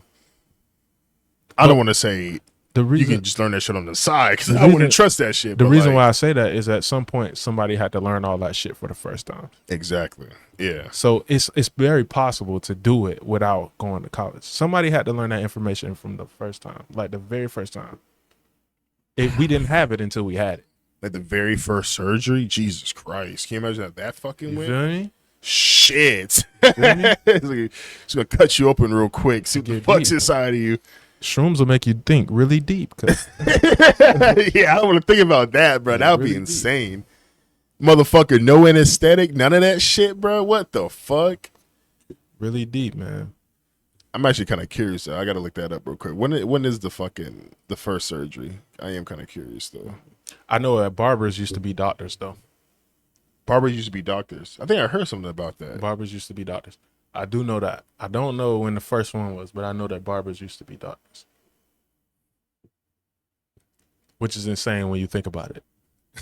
I think I heard that too, but it kind of makes sense. I can get a heart surgery and a haircut from the same guy.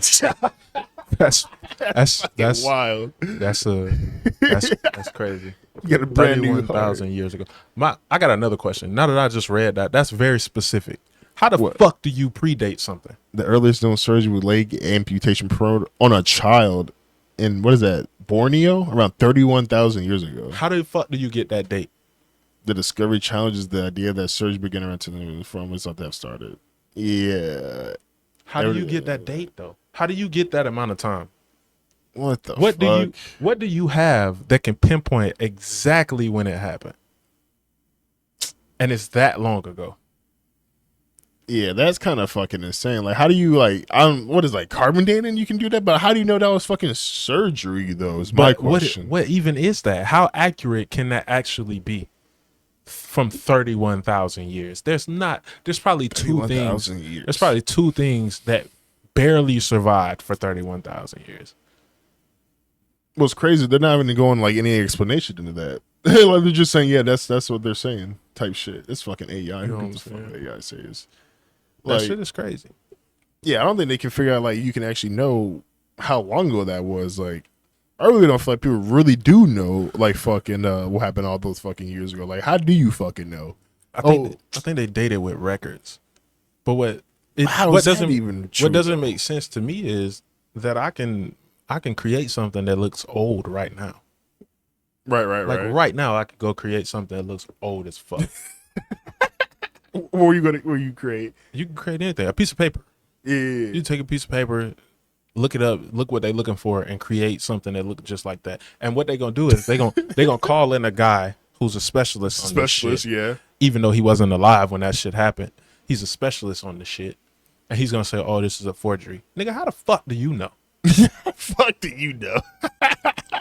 Explain to me, because you read a book, you know. Man, get the fuck out of my face.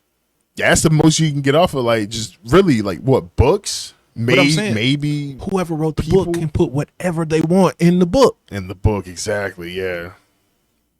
That's why it's like kind of like the Bible. Like people go really hard into the Bible, but it's like that's just been rewritten like It's not even that. over and over again. The whole plot of the Bible is is recycled.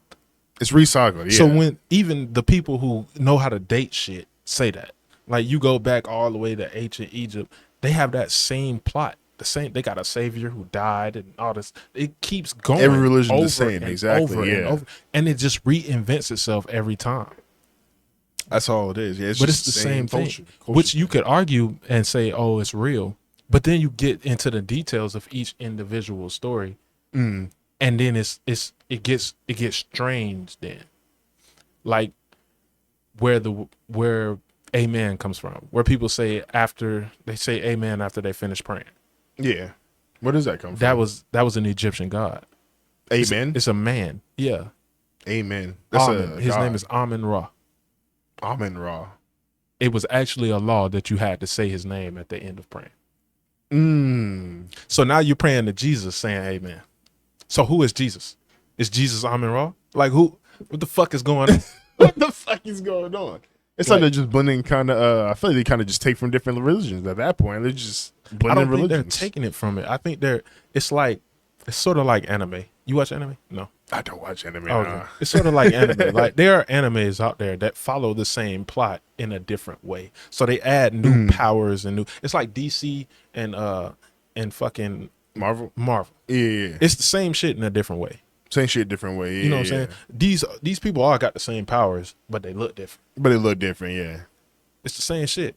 Like Namor and goddamn what's his name? Aquaman. Yeah, same shit. Same fucking nigga. Yeah. Different name, different costume. Green Arrow, Hawkeye. Same motherfucker. Yeah. Same exact motherfucker. Same shit. That's true though. Just different versions of it. Yeah. But those little aspects of it are crazy because the Bible doesn't say you're supposed to say amen after you pray. So they really got that shit from that? What the fuck? That's what the people who can predate shit say. But people who study the Bible are supposed to be historians. They look deep into everything and they found the tomb of Jesus and all this other shit. Shut the fuck up. Because where does amen come from? Yeah, because it's not in the Bible. So where does it come from? It's little shit like that. Like this is. Is it really not in the Bible? It's not. I've never seen it. I've never seen where it says you have to say amen after you finish praying. Amen. Who started that? That's my question. The only explanation I have is Egypt with Amen Ra. That's the only explanation I've heard. That's the only one I could find. Let me see. Where does amen come from? Let's look this shit up real quick. Amen.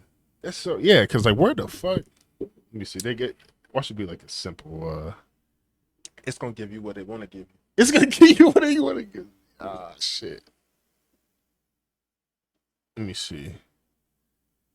Come from the Hebrew word amen, which means truth, certainty, verified. It appears the Hebrew Bible as well the Old and New Testament is where amen traveled to the language. I told you it's gonna give you what you want to give you. Oh, what they want to give you.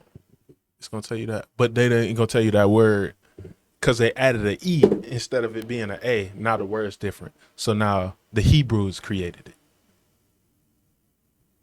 What? So what do you think I should type in? You need to type in what are the origins of the word amen. What are the origins? Oh, okay, yeah.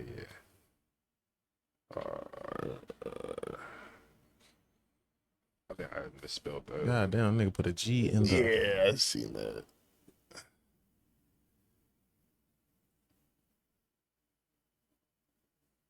There we go. Semitic. Yeah. It says Semitic again. It's because of it's the same thing. Yeah, because of that E.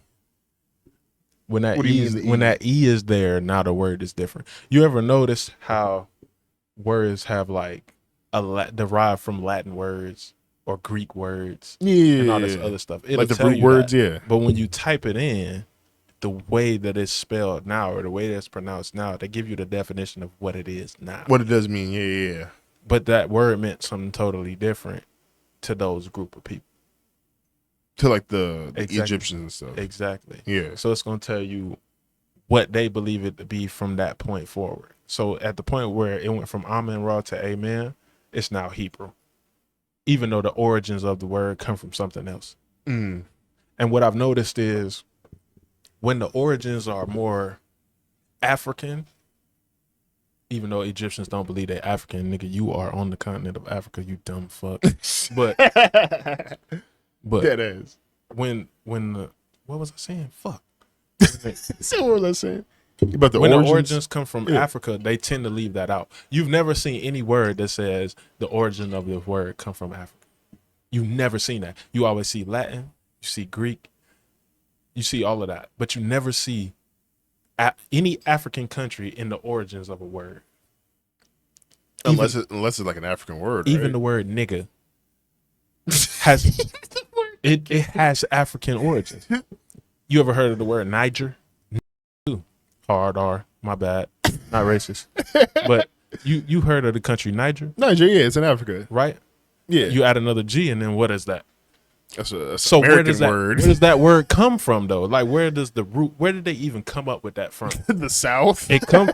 You say the South, but the word Niger comes from a black country or a black continent where all black people are. You add another G, and now it's your word. No, you know what I think? No, I think that's where I knew this is where slave owners got that from. I feel like when they ask slaves where you come from, I'd be like, oh, I'm from Niger. And when they say I don't know where that's from, I feel like when they say like write that shit down, they say you from Niger. This is that's exactly what I believe. I believe European people were actually dumb as fuck. That's what I believe. You didn't know how to say it. You grabbed them from Niger. You didn't know how to say Niger. Yeah. So you called them nigga, with the G and the hard R. Yeah. And it's just like, bro, might do some bleepings in there. like, yo, oh yeah, you can bleep me. I'm cool with being bleeped. I actually laugh at bleeps. I love bleeps. Bleeps are my favorite pastime. What you mean bleeps? When you bleep me out, I need you to bleep the hard R word. You want to bleep that out? Bleep it. I like that shit.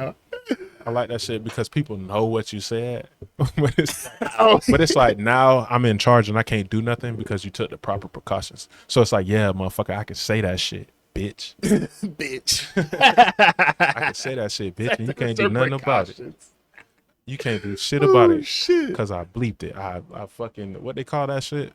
When you censored it. You censored my shit. Yeah, censored it. I don't give a fuck because you censored my shit, bitch. Damn. Like, I got censored. And you can't do shit about it because I followed the rules and censored this. So they can't say shit about that. And they know exactly what I said. That's my favorite part about bleeps. Especially when you say the first like two letters, when you say like Nick, that's when you gotta say like bleep. The first. Or just straight bleep? It's just bleep.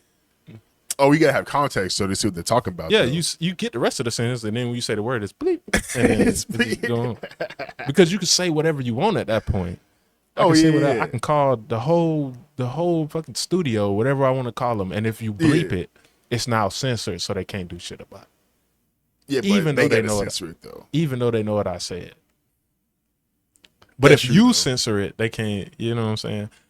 If I was them, knowing what I know about how they make money, I would charge you to censor it.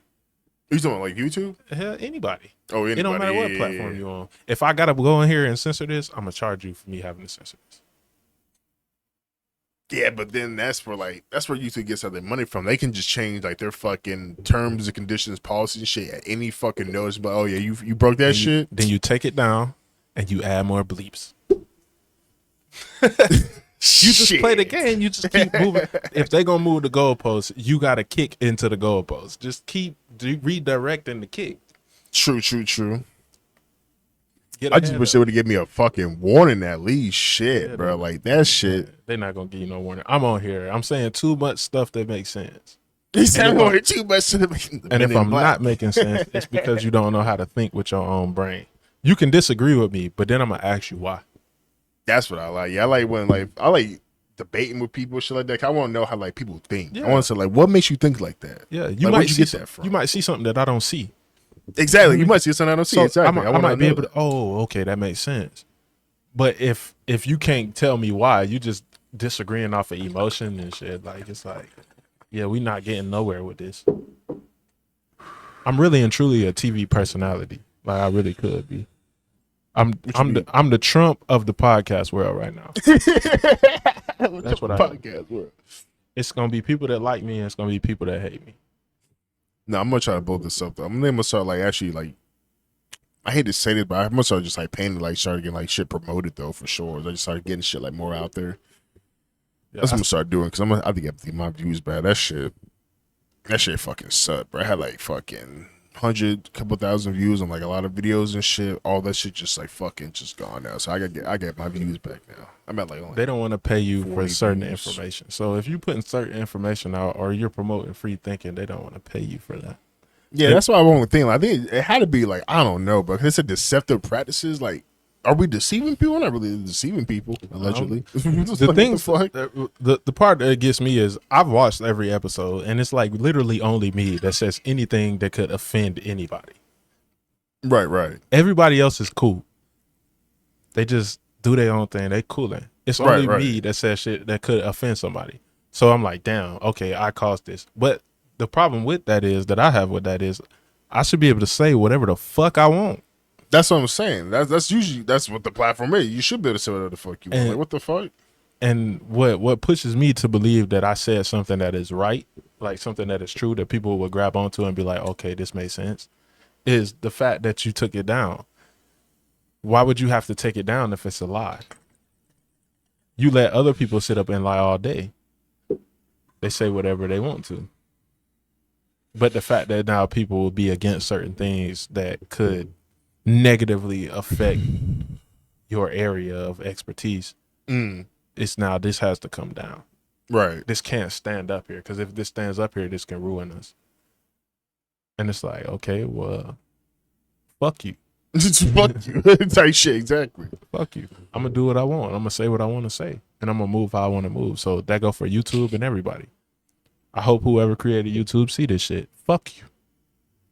If you got a problem with me, you can link. We can fight. I don't give a damn. Yeah, bro. I want to know who the CEO of YouTube is, bro. You don't have to message me.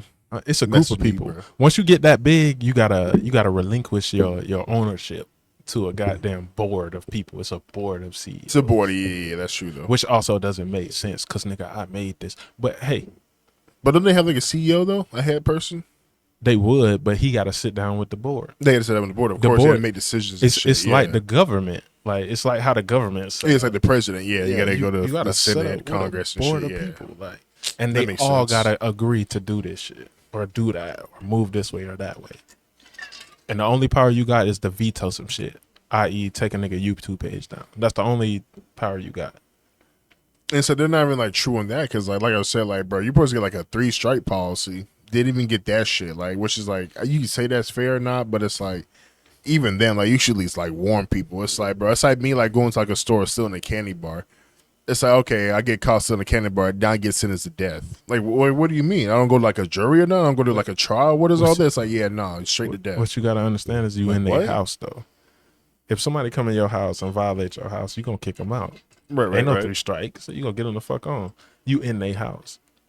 But now their house is available to the public. So now the public need to make a decision on what they gonna do.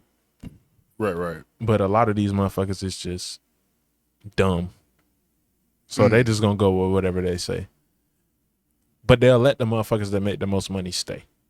So the Casanats and all that. If Casanat had me on the podcast, his podcast would still be up. His YouTube page would still be up because they make him. He make a lot of money for them. Who is it? Casanat. Oh, you talking Kai? Yeah. So if I get on there and say the same shit, I could have got on his podcast and say, I don't give a fuck about Martin Luther King. I could say that shit on his podcast. They're not gonna take it down. They're gonna think they would? They're gonna promote it. Oh yeah, 100%. That's why you probably blow up off that shit. They're gonna promote it. Yeah. They're gonna promote it. But see, you at the bottom of the pyramid. Way at the fucking bottom. So there's some progression to be had. So now I can hold you to rules more strictly than I can hold somebody else who at the top of the pyramid. Especially him because he's making the money making a lot more fucking money. Man. Exactly my point. Fuck them. And that's why I got to the point where I just don't give a fuck no more. That's where I'm at the point. I was like, bro, I'm just gonna say whatever the fuck I want at this point, bro. Shit. I'm gonna just live my life. Like I'm gonna do what I want, say what I want, do whatever. If you don't like it, you don't like it. It is what it is, because it's more enjoyable to be able to live your life however you want to live it. The way you want to live it, yeah. Exactly. About others people, then I have to try to bend and twist to all these rules and all this other shit. Exactly. Yeah. If I want to speed, I'm gonna speed. Fuck your ticket.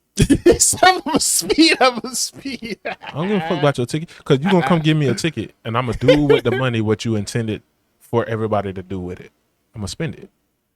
So you gonna come give me this $250 ticket, Yeah, and I'm gonna give you $250. right. And it don't matter, because I'm gonna make that $250 back. So here, have it, and I'm gonna keep speeding. Yeah, but then don't you get the point though? I think you also get like a point your license though. That shit. That shit. Do what you want to. Do what you want to. It don't take. I'm a different type of nigga. I'm a different type of nigga.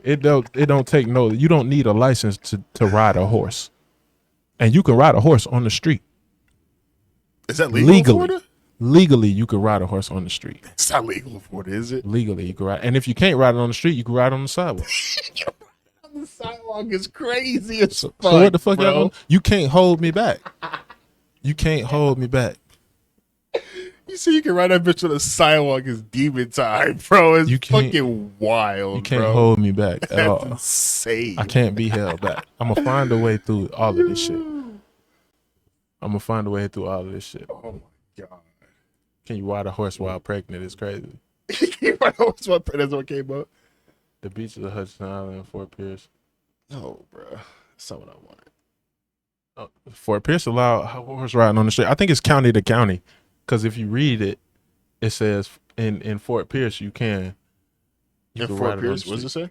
Like, go back to the, what's the name? It gives a specific place. Beach of Hudson Island and Fort Pierce are proud to be the only places in Florida that allows horseback riding on the beach. Yeah, so it's for place to place. But that's on the That's beach, on the though. beach though. Yeah. You got to put on the street. Ride a horse on the street in Florida. Can you ride horses? Street.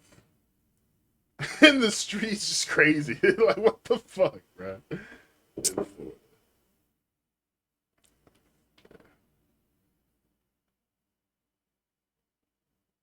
Oh shit! I didn't put the L. It's covered. I did put the L, right? In the road. It says No, a license that. Wait, no, a license not required to ride a horse on the road in Florida. However, there are some laws and regulations that apply to riding horses on the road, including municipalities. Municipalities can't provide a regular horse traffic on the streets unless they have express authorization to do so. it don't say shit about the sidewalk. Sidewalk. That's the whole point of this, bro. They make all these rules so you'll find the loopholes. They don't think that you'll think outside the box. They think that you'll read what they say and say, hey, oh, I can't do it, and just go away. But it don't say shit about the sidewalk. It don't say a fucking shit. It don't say a motherfucking thing about the sidewalk. Oh So, hey, shit. it is what it is. And if they take that, then what I'm gonna do? I'm gonna get a bike. I put an engine on it.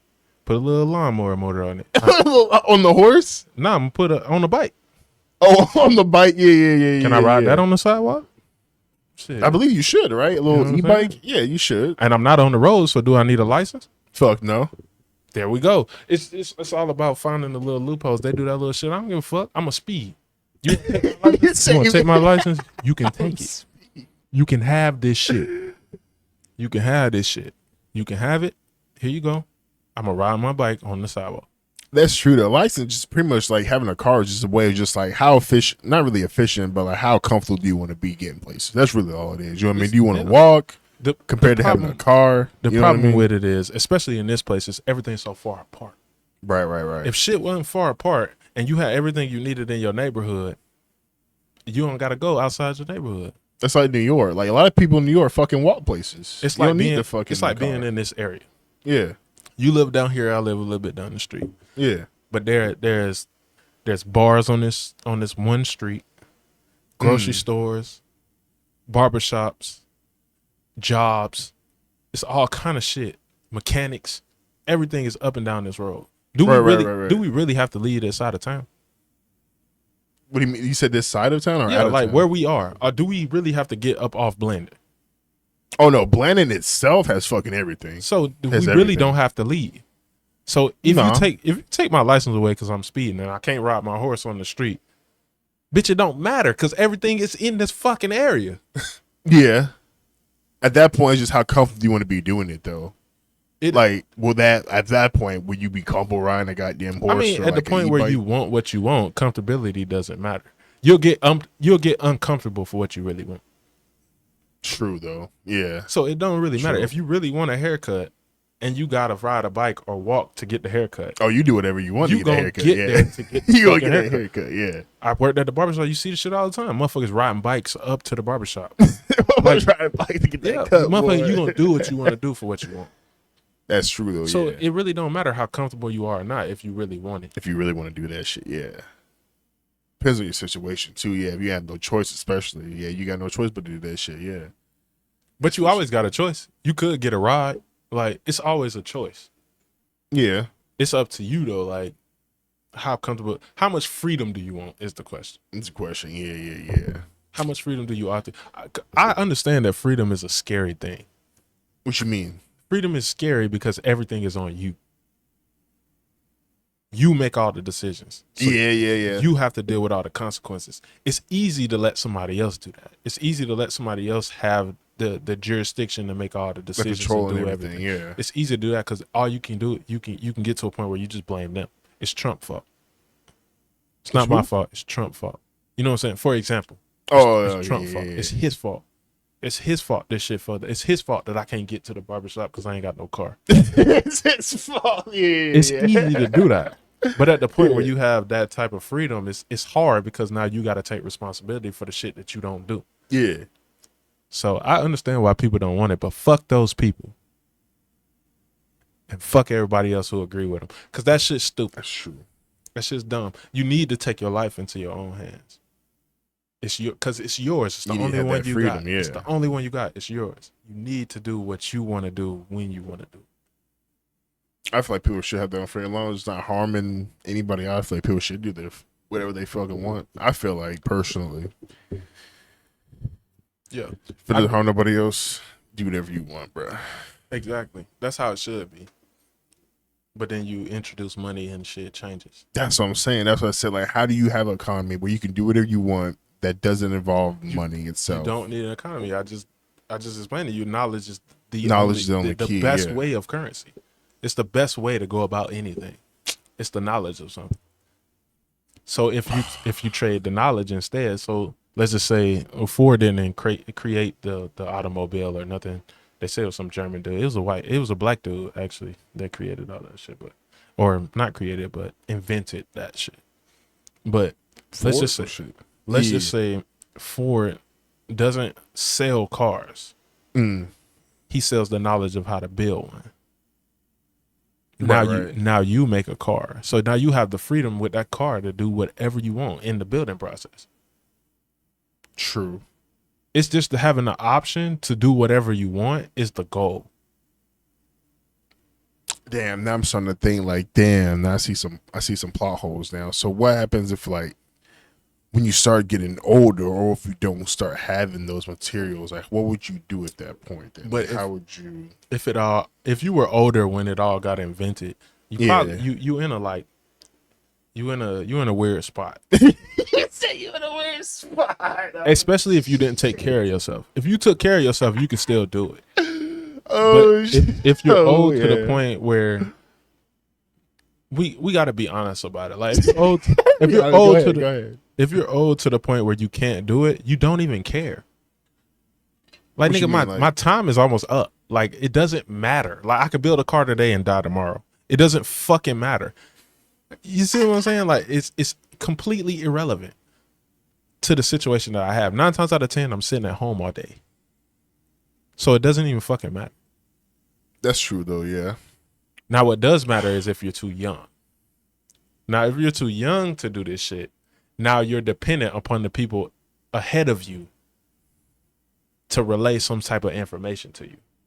That's where the question comes in. Oh yeah, the question comes you can't partner with nobody at that when you're too young. Exactly. Yes, you don't have no knowledge. Is how do you relay that message to a younger person? So if you give me some food, I can teach you how to make an airplane. You know what I mean? Do you wait till they're old enough to barter with you, or do you give them the information? Fuck. Yeah. Now, if they're a part of your family, obviously you hand that information to them. But it's like, then you have families that are like going in at the same spot. Except without money, now it's with knowledge. Now they have people controlling over knowledge. Like, oh, we know how to make. Well, That's what then that shit can spread though, right? Even to make money, you need the knowledge of how to make money. Knowledge is the actual currency. Right. But I'm saying they will use knowledge, like in the sense of how they use money nowadays. You know what I mean? They will find a way to like. They're doing that now. They're doing both simultaneously. Oh yeah, they're doing both simultaneously. Yeah, but I'm saying that's how. Yeah. I see what you mean though. You see what I'm saying? They're doing both. It would be no different. No, that's what I'm saying. It would be no different. So it would be no different in the circumstance in which you don't have any knowledge. But if you have some type of knowledge, there's always somebody who doesn't have that knowledge. Always, yeah. So, of course. Yeah, they'll say, okay, you could say it'll be the same exact way, but it would change. Then people would look at it in the same way, but it would change in the way of, do you actually have this knowledge? Right. Like, do you know how to wire a house? No. I do. Oh, shit. You see the knowledge gap, right? So now there's always something that I do have that you don't have. Right. So it doesn't matter who you come across. They may look at knowledge in the same way as they look at currency today. But the fact of the matter is, it's so much knowledge out here, you can't get all of it. So I'm going to have different aspirations than you do. I'm going to like different things than you do. Like, I don't smoke weed. You got more knowledge on weed than I do. So if I wanted to smoke weed, now you got to tell me what the different weeds going to do and what they supposed to, how this is stronger than this one. And is this going to have, is this an upper or a downer? Am I going to be chilling, have a body high or a head high? Like, you got all of that shit. I don't have none of it. Right. So what happens if you just get by, but you don't have any knowledge though? You can't get by without the knowledge. In the point where knowledge is currency, you can't get by without knowledge. You have to learn something. Because that's the only way you make money. And the thing about it is, it's free. It's free. The knowledge is free at that point. You would still need a currency because then at that point you're trading knowledge, but you would still need some kind of like a point system, like a currency. Because then for what? So when you go to like the store, why are you going to the store? What do you mean? So why are you going to the store? What store you need to go to? So there's no stores in this world. Why do you need the store? To get food. You know how to grow food. What do you need the store for? To like say, so in this world we can't like buy like different shit. So say if I just wanted one small thing, like, oh fuck, I ran out of fucking eggs. I need one more egg. So I have to trade knowledge just to get one more egg. That's it. It's really that simple. And the thing about it is, you already have the knowledge, so you don't have to go anywhere to get it. You have a knowledge of something that I don't have. Yeah, but once we traded that knowledge, that's it. It's not we can relearn that knowledge. Now we both have the knowledge. But then there's somebody out here who doesn't have the knowledge. So now you have more currency than the next person.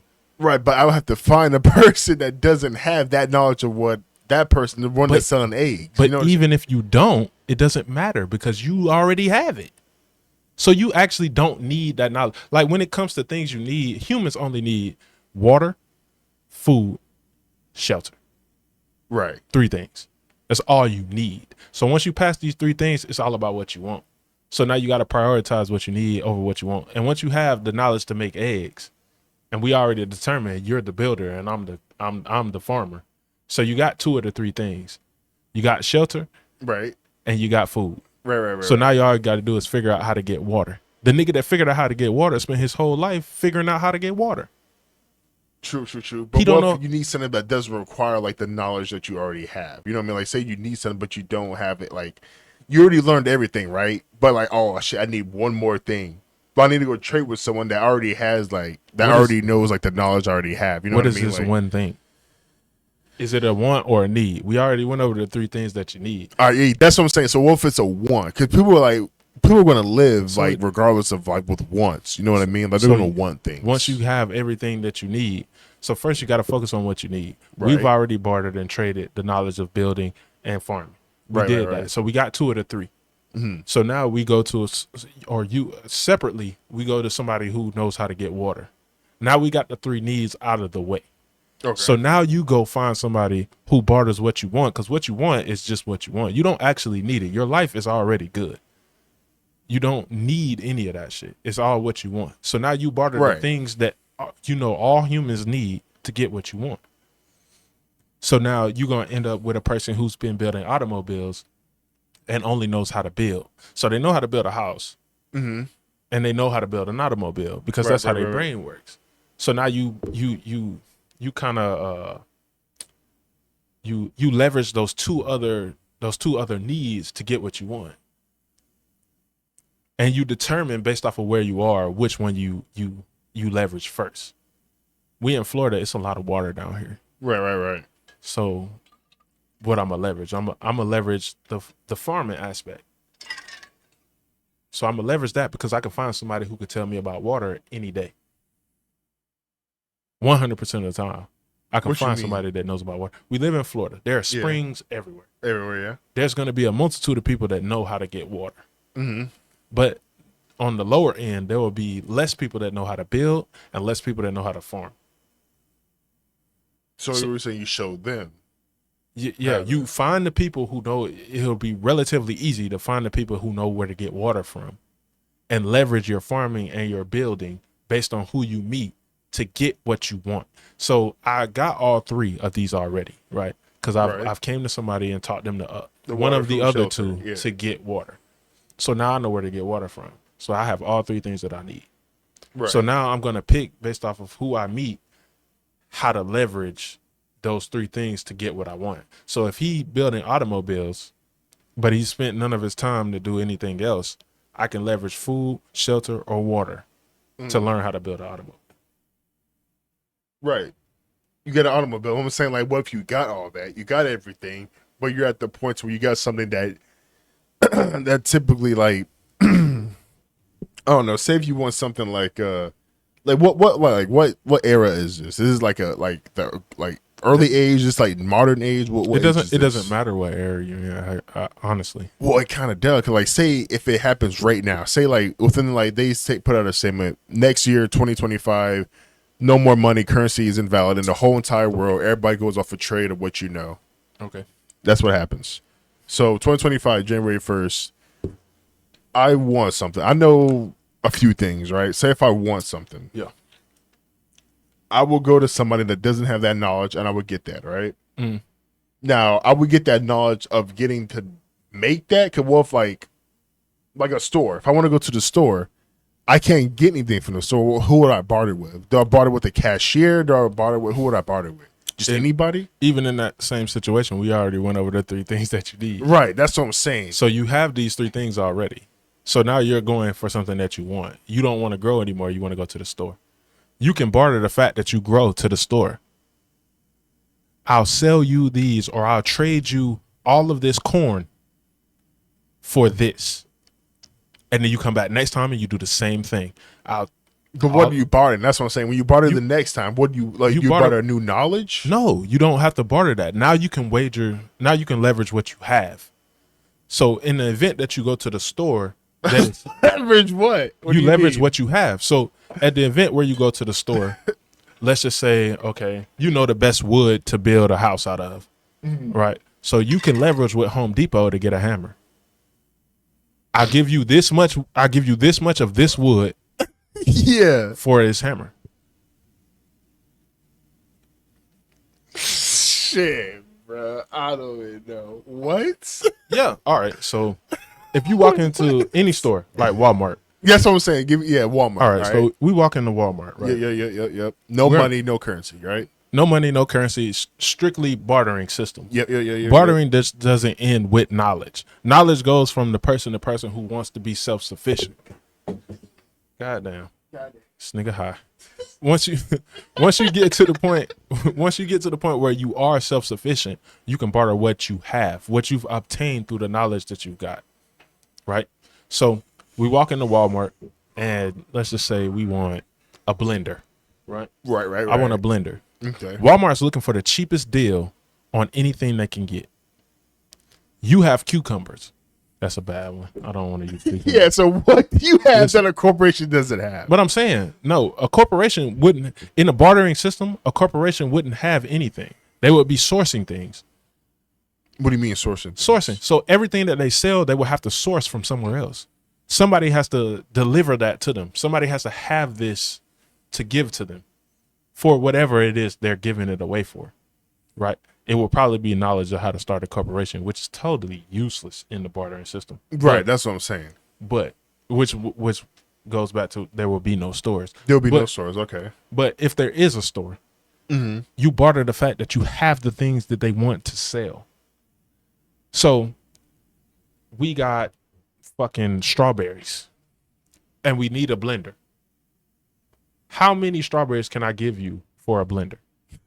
Don't think about it in a singular setting, because this is a farm. So don't think about it like in a small group. This is a farm. This is a large farm. Like Walmart or like? No, I'm talking about what you have, the knowledge that you have. Oh, so you have a farm. Okay. You know I what I'm think what saying? you mean. So you have a lot of strawberries, what you're saying. Even though you might not have a lot of strawberries right now, but you know how to grow strawberries. You know how to grow them. So you become, in a sense, of infinite. You can grow a large amount of strawberries, and Right, it right, will right. never stop. Right. You can keep going. So you barter the fact that I can grow strawberries. So now it's like, okay, how many strawberries do I have to give you for this? I need a blender. So how many strawberries would you like for a blender? And now we negotiate that bartering system based off of what I have, based off the knowledge that I obtained through bartering knowledge. Now, with that knowledge, though, like, I see what you're saying, which makes sense, though. Like, so now you'll be kind of like their farmer. Like, you'll be like kind of like the strawberry farmer at Walmart, right? It depends. If it's something that you want that is constantly needed, like toilet paper, yes. Right, that's what I'm saying. You have to negotiate that. You would become this constant. So it would be a constant loop of give and take. Right. So I keep constantly giving you strawberry, but you have to constantly give me like things that I need. Exactly. Oh, okay, I see what you mean. And now.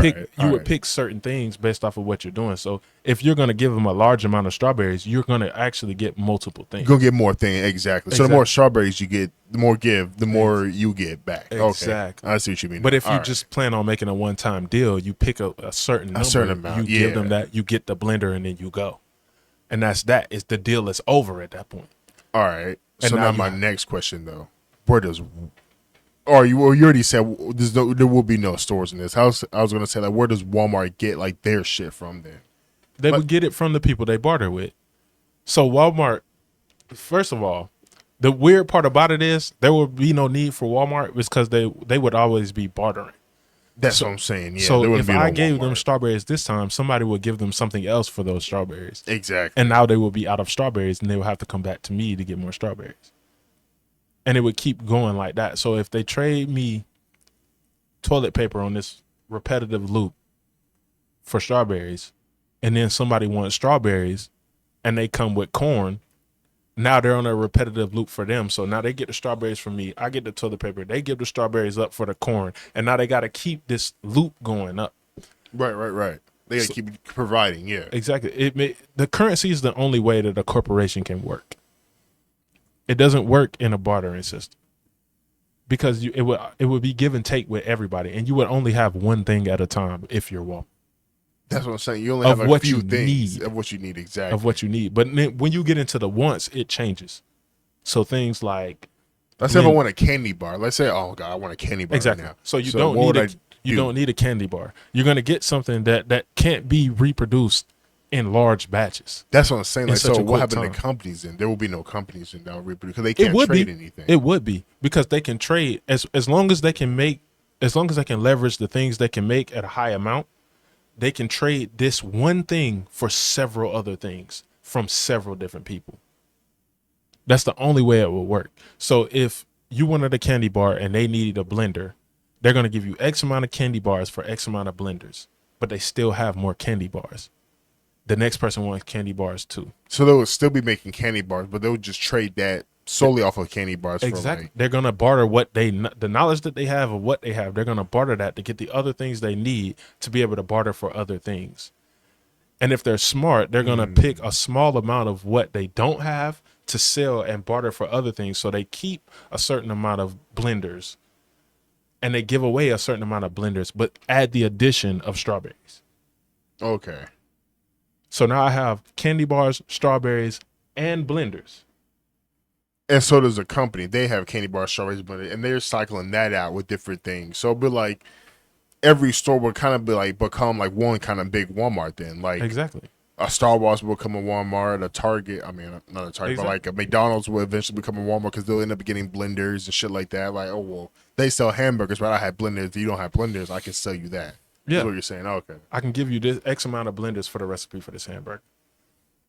For your lifetime. So once you recipe, once you get a recipe, it's like a lifetime. That's what I'm saying. It's a lifetime. That's different between loop. Just giving you hamburgers, between the recipe. You know what I mean? Yeah. But even then, I could not stop the lifetime loop and still give you just hamburgers. You know what I'm saying? Still give you the recipe because you don't have the materials you need That's to what I'm make a saying. hamburger. Even if you have the recipe, you still need the fucking materials. Exactly. Yeah. So I can still make this a one-time deal to where, ooh, out the bam, you don't know how to do that. I know where to get the materials from. You get materials from it, so I can So just give you the whole you thing still at a need time. me. So now you got to come back and we can barter the information about that. Yeah. And then it's just like over and over and over. That's what the currency system is without direct. There's a middleman. The money is the middleman. No one needs the middleman. The money is the middleman. So I have the knowledge of where to get hamburgers from. Walmart needs hamburgers. I can sell you the hamburgers for this currency, maintain my leverage, use the middleman, and you still have hamburgers on this endless loop. And since you don't know where to get that information of where to get hamburgers from, I can leverage that forever. Right. I see what you mean now. That's the only reason that currency is in the mix anyway, to be the middleman, to keep you from the knowledge of where to get it from. Because if you don't have the knowledge, you always have to come back to me. But you have to work to get that middleman, though. That's the thing. Yeah, that's a distraction. That's the distraction point. So when you work to get the money, that's a distraction point. That's to keep you distracted from who has the actual knowledge. So if you know you can get hamburgers from Walmart for X amount of dollars, but you got to work to get X amount of dollars, all you're going to focus on is working to get X amount of dollars to buy the hamburgers. Exactly. You're not going to worry about where the hamburgers come from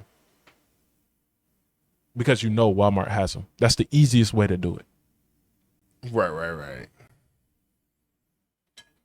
But if you invested that money into the knowledge of where to get hamburgers from, Walmart now becomes irrelevant. So Walmart doesn't want you to figure out that information. So I'm going to put these hamburgers on the end cap. To get more people to buy them. Right. So you think that you need these hamburgers. But you don't need them. That's where the company needs and wants come in. Like, what do you need versus what do you want? But I want you to buy it off impulse. So I'm going to put it on the end. So you didn't come in here to buy this, but you walked past and it was like, damn, I want a hamburger. Right. So you're just going to buy that bit. Yeah. So you never think about where the hamburger comes from. You only spend money with me in this situation. Even if I know where the hamburger comes from or I don't know, it doesn't matter. What matters is you're not thinking about it. So now you go to work to make money to buy hamburgers. When you really could go to work to get money to learn where hamburgers come from. And then you could go to work, get money, and buy the reason that this man can make hamburgers. And now you have your own, right? And then materials to get hamburgers. And now you have your own hamburgers. You're right, to make them though. Yeah, keep sitting to make them. And now you have your own hamburgers. And now Walmart is irrelevant because you just cut out the middleman. Because now I have the knowledge of where hamburgers come from. And I also know how to make hamburgers because I made a hamburger. Because I bought the hamburgers from McDonald's. Right. Not McDonald's, but Walmart. That's what I'm saying, from Walmart though. From Walmart. So now I got the hamburger from Walmart. I know how it's supposed to taste. I know what it's supposed to feel like. I know the general shape of how they make hamburgers because I've been buying these hamburgers for so long.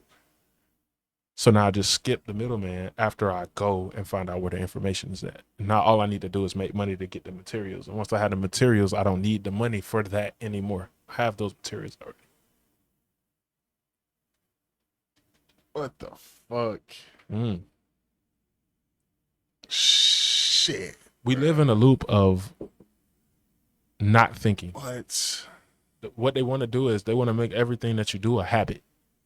Yeah. Habits is things you do on autopilot. You don't think about these things, you just do them. You just do them, yeah.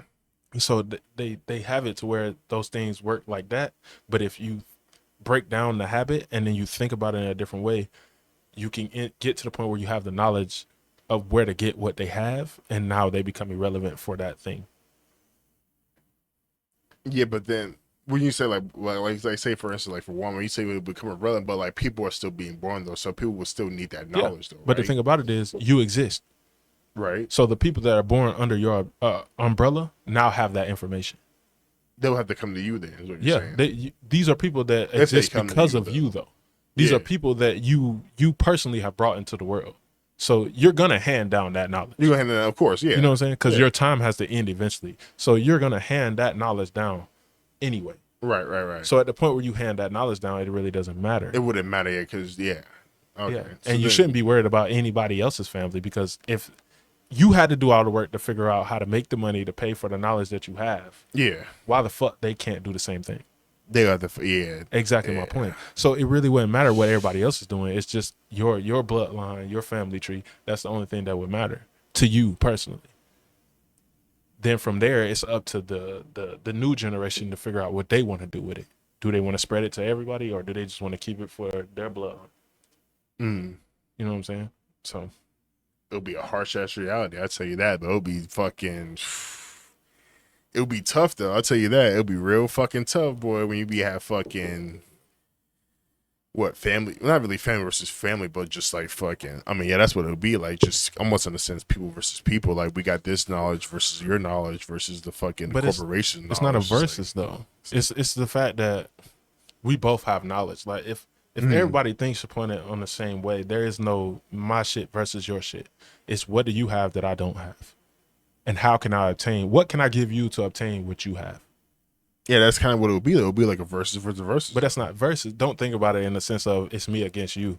It's what I have that you don't have. What can I give you to get like you to give together, me this? Then. Right. It's more of a team type thing.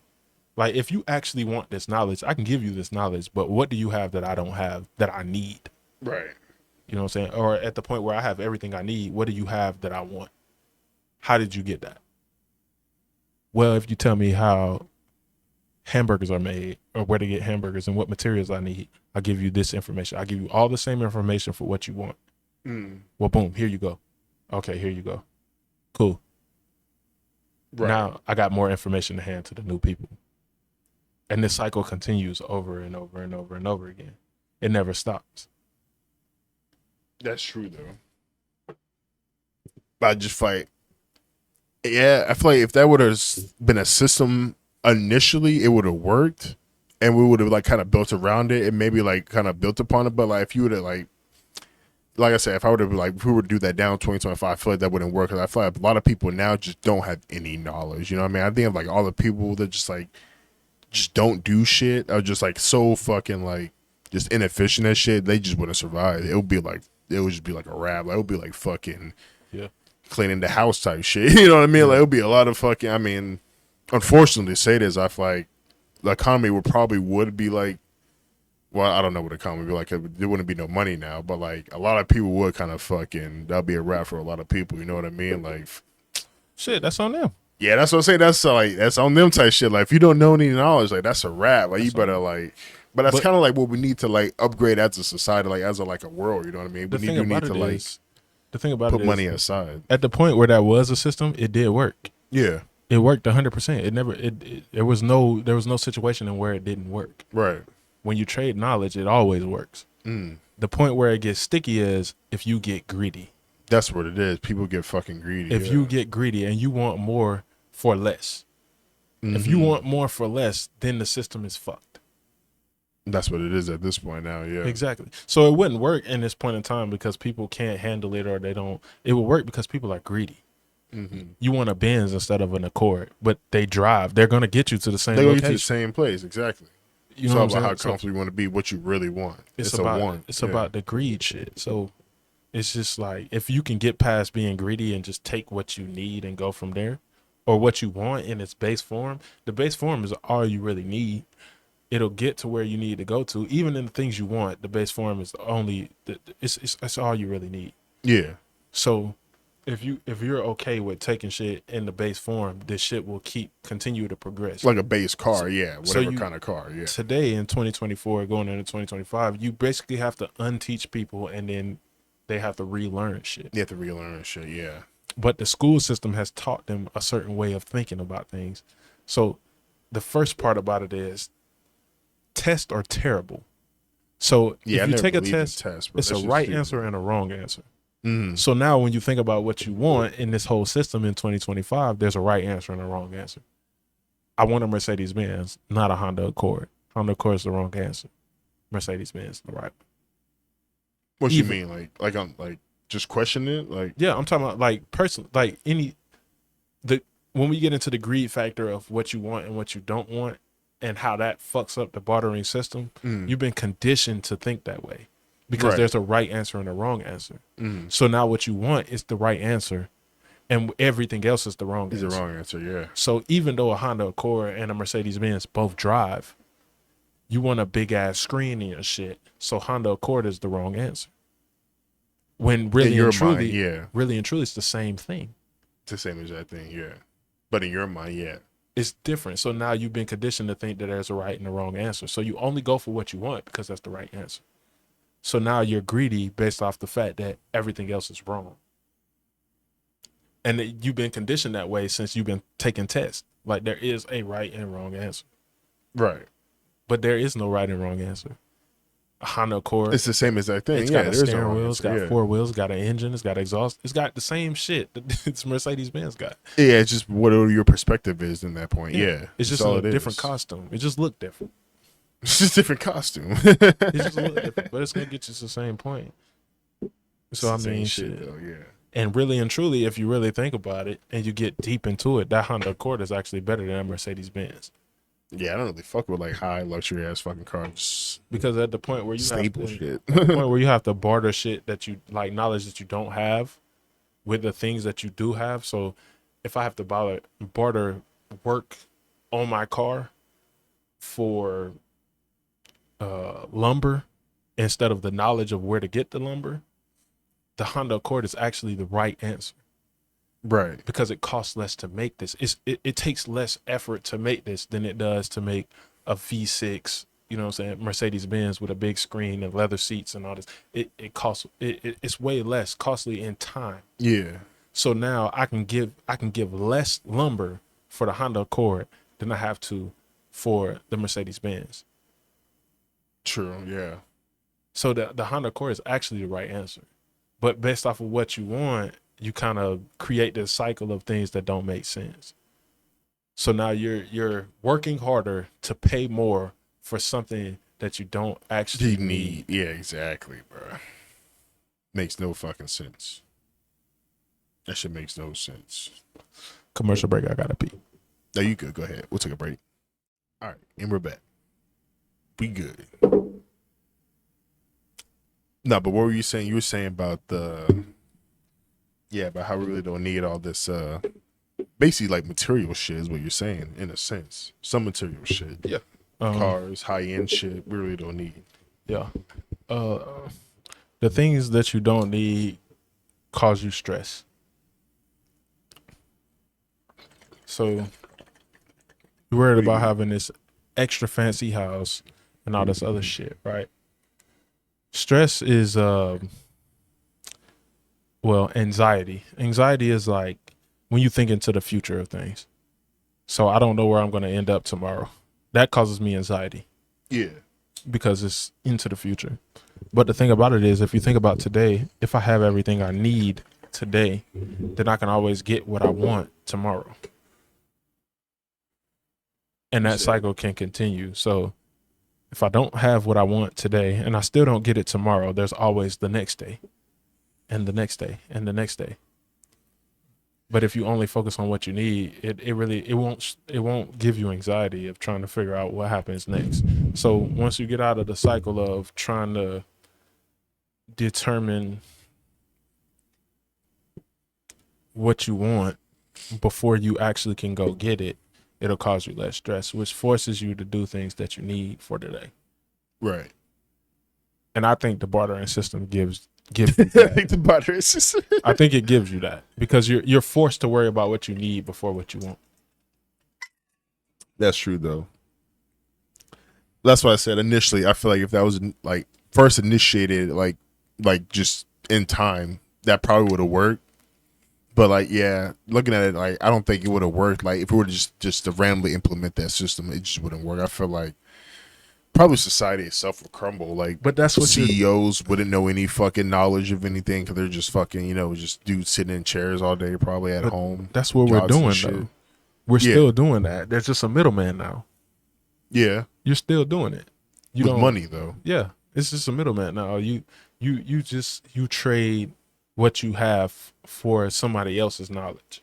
But it's the same thing. You never obtain that knowledge. When you can spend that middleman to obtain the knowledge. And once you have the knowledge, you never have to go through the middleman again. Well, you have to get the materials, or that's the thing. Yeah.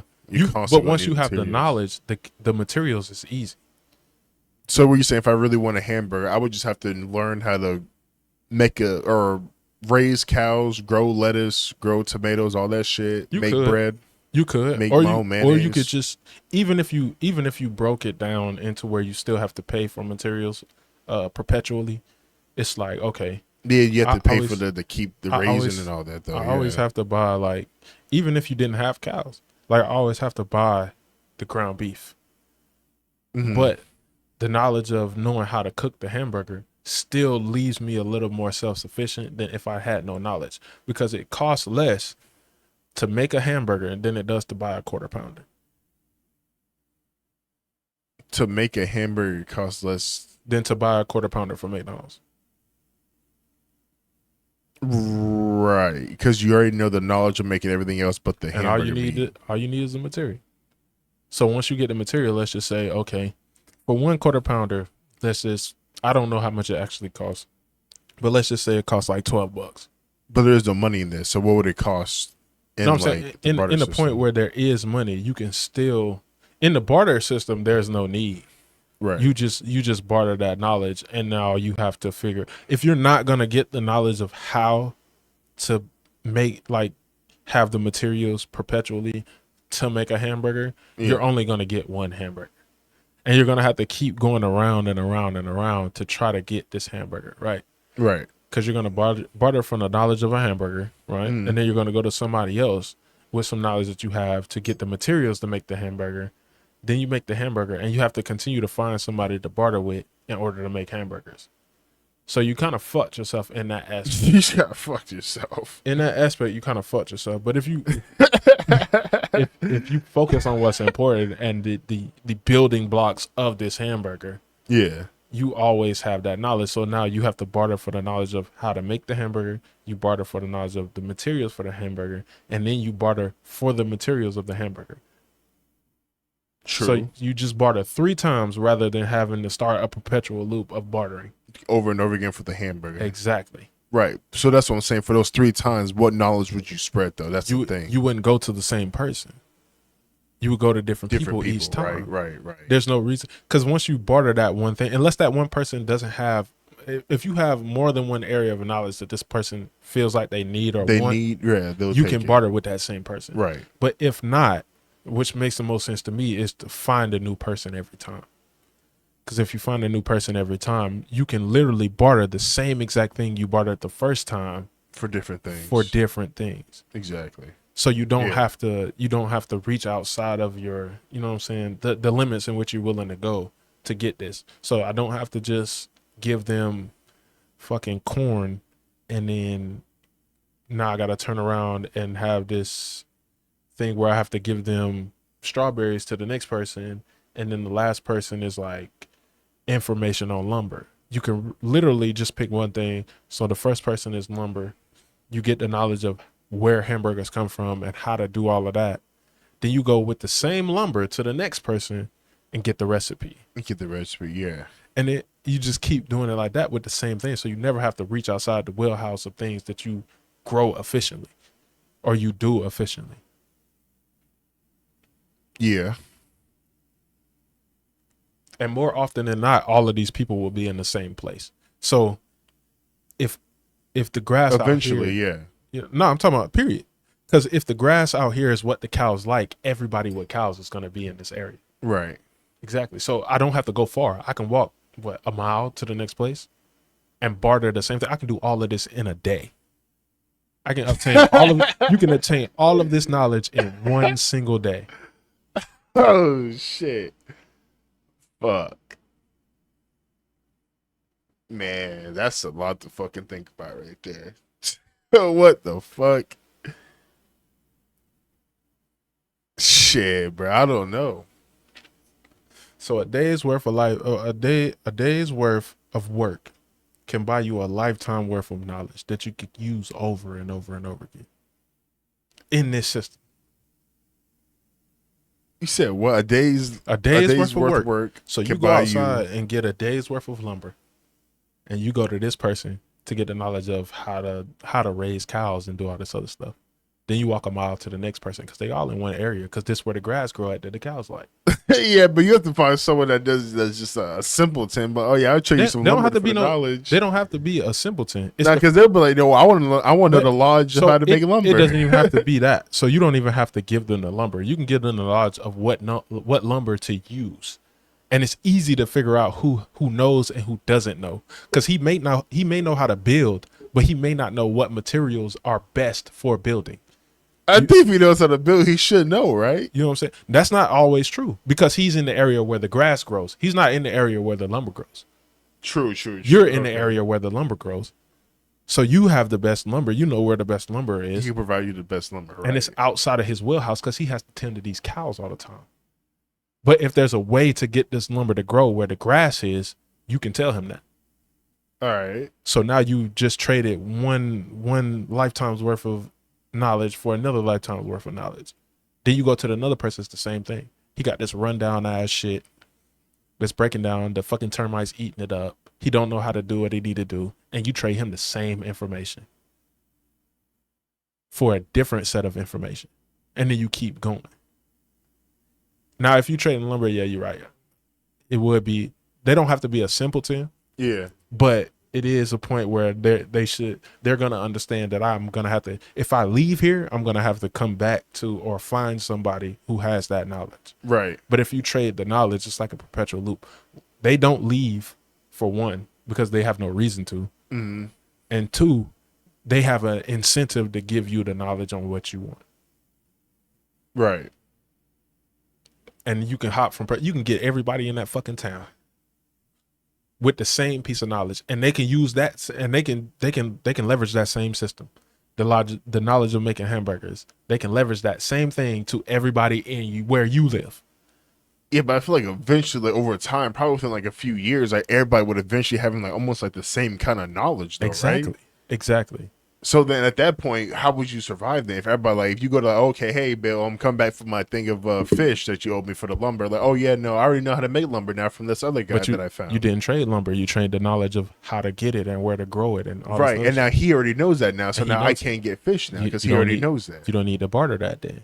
Right. So once the point where you get to where everybody knows everything, everybody's sufficient.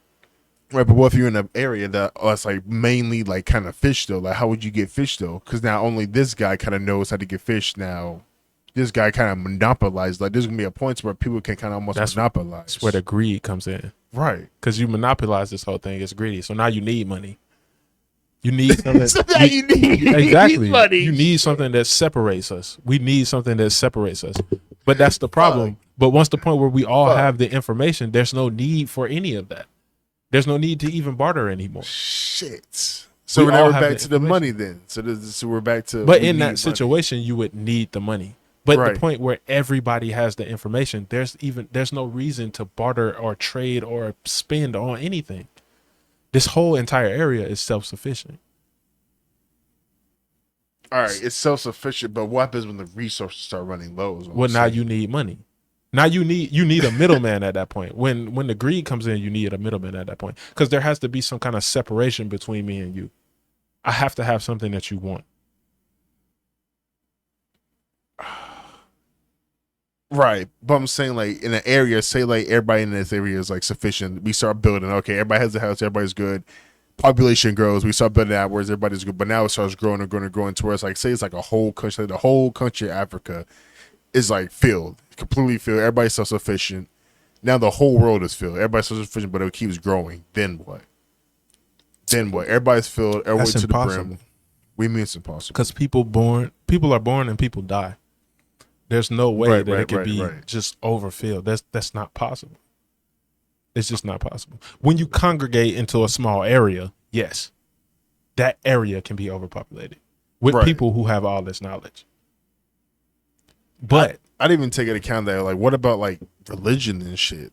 That shit don't matter. It wouldn't matter in the bartering system. It wouldn't matter in the bartering system because everybody would go off of where they live, the culture of where they live. So if they were Muslims over here and they don't eat pork, there would be no pork in this area. That's what I'm saying. Like, different things require like different like materials and shit like that. Or, like, it would, but to say if I wanted to build this church for everybody, like, how would I barter that? You know what I mean? So it wouldn't matter. In the point where you building a church, that's a community effort. True. So the entire community would get it would put a hand on building this church. So it wouldn't be a lot of volunteering and shit. Is what you're saying? Not volunteering. It would be a community effort, especially at the point where we're all like. That's volunteering, ain't it? We're all not technically. I wouldn't call it volunteering, because we all get something out of this. We're building this for ourselves. We're not building this for somebody else. So at the point where you put one piece of lumber up for the church, and I put one piece of lumber up for the church, the piece that I put up is for me.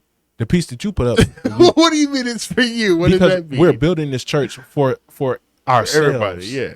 We're not thinking about everybody in this situation, because everybody gets to go into the church. So whatever you put into the church is technically for you. It's not for anybody else. So we all put into building this church for our singular reasons. Effort. Right. It just happens that we came together to do it. But it's really just for us. I'm not building this church for you. I'm building this church for me, because I need somewhere to go pray. That's true. And you're doing the same thing. Yeah. Okay. I see what you mean now. Yeah, it is for you. All right. Yeah. That makes sense. I don't know. I feel like there's some plot holes in the modern system that I just can't get to right now. I'm pretty fucking high right now. But it's like, damn. I don't know if that shit would work. It's holes in every system. But the thing that I come across is, what system makes the most sense? What's the most efficient? What cuts down the crime, but also builds up the community?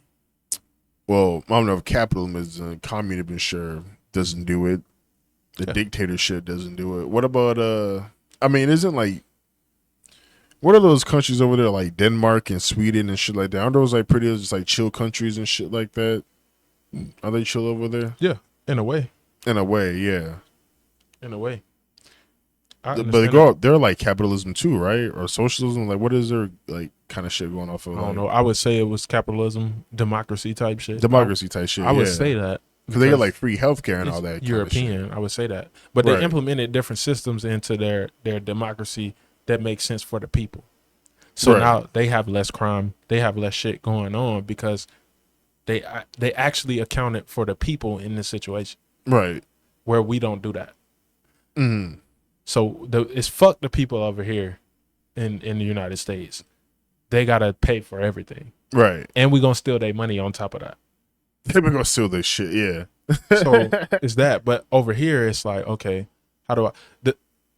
The thing that really makes me like really think about the differences and how they account for the people is, in Switzerland, they legalized hard drugs. Yeah. They legalized it? Yeah, they legalized hard drugs and noticed... Like crack, cocaine, all that shit? They noticed that less people used them. So now when you implement that fact into things, it's like, okay, so to take the people into account would be, okay, this in this country, all of these hard drugs are illegal. In the United States, all these hard drugs are illegal. And we have a problem with them. Mm. In Switzerland, they legalized them and they have less problems with them. So when you think about the people, you keep that system in place where these things are legal, because less people want to use them, because I'm not telling them that they can't. Right. You feel what I'm saying? And instead of changing that rule here, they keep that rule in place to put you in a place where you make them money. That also makes sense. Yeah, I think that's pretty much the big, because it's like, bro, like prison and shit, like where you're saying, like, yeah, like, that's the reason why they put like fucking, why they want to put niggas in prison and shit, because it's like they just putting people in prison makes them money. Like if their prisons are empty, no one's making them money, so they have to, they incentivize putting people in prison. You know what I mean? Like that's how that shit works basically. But it's like, yeah, like, fuck, I don't know, like, but it's like if you were to legalize that shit, like, I don't know if it would have the same effect as it would on Switzerland. I don't know, cause I feel like people would be like, it definitely well, would. if it's legal, like, wouldn't you want to try something? Like, there's no money to be made. It's legal, so not everybody has it. Right, but they'll be still making money though. Like, they won't though. What you mean? So if you legalized it, say you legalize weed.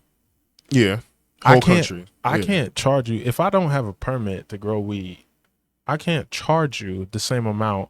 I have to charge you to the point where they're gonna find me and put me in jail. I need to be able to get out of that situation. You sound like in the United States? Yeah. So like, if it's legal, it would work it would work just based off the psychology of a human being. So if I'm a drug dealer and you want to buy from me, but I don't have the permits to sell you the drugs I'm selling, say it's like Oxycontin or some shit. Yeah. I'm not a pharmacy tech. I can't legally give you, you know what I'm saying? You don't have a prescription. So this is not a legal situation. But if since it's illegal, I have to charge you more. I have to charge you to the point in which I can get myself out of a jam if I get into one. That's the thing, though. If it's legal, I'm not going to a drug dealer. I would just go to like the fucking corner store where it's fucking. Oh, I don't know what the price would be. I would assume it'd be fucking cheap. Exactly. Right? Or maybe it might be more. It depends. Their price would be cheap. Cool. You could go buy it from them, but it would be less people trying to buy it because there's no mystery behind it. You feel what I'm saying? Mystery behind what? Because the Oxycontin is legal, so everybody knows what it does. Right. There's no mystery behind it. So you get into smoking weed because you don't know how weed is going to affect you. What do you mean? You know it's gonna be chill. You just chill. You don't know that. The very first time you smoke it, you have no idea. You have no clue what's gonna happen. Like, tell the truth, you really don't know. Nah, you don't, and you're curious about what it's gonna do. Yeah, that's true though. But at the point where it's legal, there's a whole spectrum of people of telling you how it can affect you. Yeah. Yeah, you'll still be curious, but not to the point where it's like I gotta try this. Yeah, but at least we wouldn't like kill you though. That's the thing. The Oxycontin, like, I mean, I don't know what Oxycontin would do to me. Like, if I take Oxycontin, I don't know what it's gonna do to me though. That's the thing. That's what I'm saying. It don't matter what drug you pick. The whole thing is the mystery behind it. It's the fact that you're telling me I can't do this, and I want to know why I can't do it. Why you can't do it? Right. That's just human nature. I want to know why I can't. Why? For what? For what reason can I do this? But at the point where it's legal, that psychology gets totally eliminated. Because there's a whole spectrum of people. Your best friend can tell you what it does, and y'all both know y'all damn near the same person. Right. Like, you know what it does. You have the full knowledge of what it does. Like, you know you want to take it, but you can't. Completely illegal. You can, but your brain is going to predict how it's going to happen to you. That's just the way your brain works. So if your brain knows that me and my best friend are damn near the same person, so now my brain is going to predict how Oxycontin is going to affect me. And your best friend tells you it's not that great. It does this, this, and this to me. You're not going to do it. You're not going to go buy it. It don't matter who got it. You're not going to go buy it. Right. It depends. I guess it depends on the person. You never know. You might have people that just want to, I don't know, I want to try it just to see. I mean, some people are dumb. Yeah, some people just do whatever. And those people, you just let them be dumb. I'm sure those people still have, like, Switzerland still has a drug problem of some sort. Yeah, of course. But it's just lesser than ours for the fact of human psychology. Yeah. And the thing that the brain wants to predict shit all the time. That's just what it wants to do. And when it can't predict it, it needs to figure out what that problem is. Like, it wants to solve that equation. Is it or is it not for me? It wants to do that.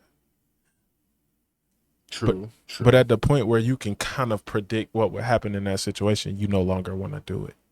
If it's detrimental. If it's good for you, you still want to do it. But if it's not, then you don't. You want to do it, yeah. Even then, though, like, fucking, some things like fucking alcohol, you know what it does. Your shit fucks you up. But some people still want to take alcohol, and that's just completely legal. Yeah. But, like, weed, like, doesn't kill you or anything. It might have, like, different effects on people, sure. But, like, you know what, like, you know it gives you, like, for most people, like, it gives you the munchies. You know it gets you high. Like, you know it fucking, you know, you probably get stuck or some shit. But it's not, like, it doesn't kill you or anything. Like, there's no, like, weed can't kill you. Like, shit, you can't overdose on weed. But, yeah, that's illegal, though. But they know that, like, a lot of people can grow weed. It's an easy substance that anybody can just grow anywhere. So they don't want to legalize it. It can't make them money. Yeah. That's all it is. Yeah. I mean, that goes back to the you can't regulate it. You can't regulate it. But, like, some states, like, as you see, like, Colorado, like, one of the first, like, Colorado, California, one of the first states to legalize, like, you seen, like, the huge fucking just, like, taking, like, their fucking economy, like, well, like $1 billion or some shit, like, just from legalizing shit, like, just from, like, the growth of it. Like, you see, like, what it would do to, like, states. So it's like, yeah, why don't they want to do that, though? They found a way to regulate it. You keep in place a statute that you can't grow it, but you could buy it from me.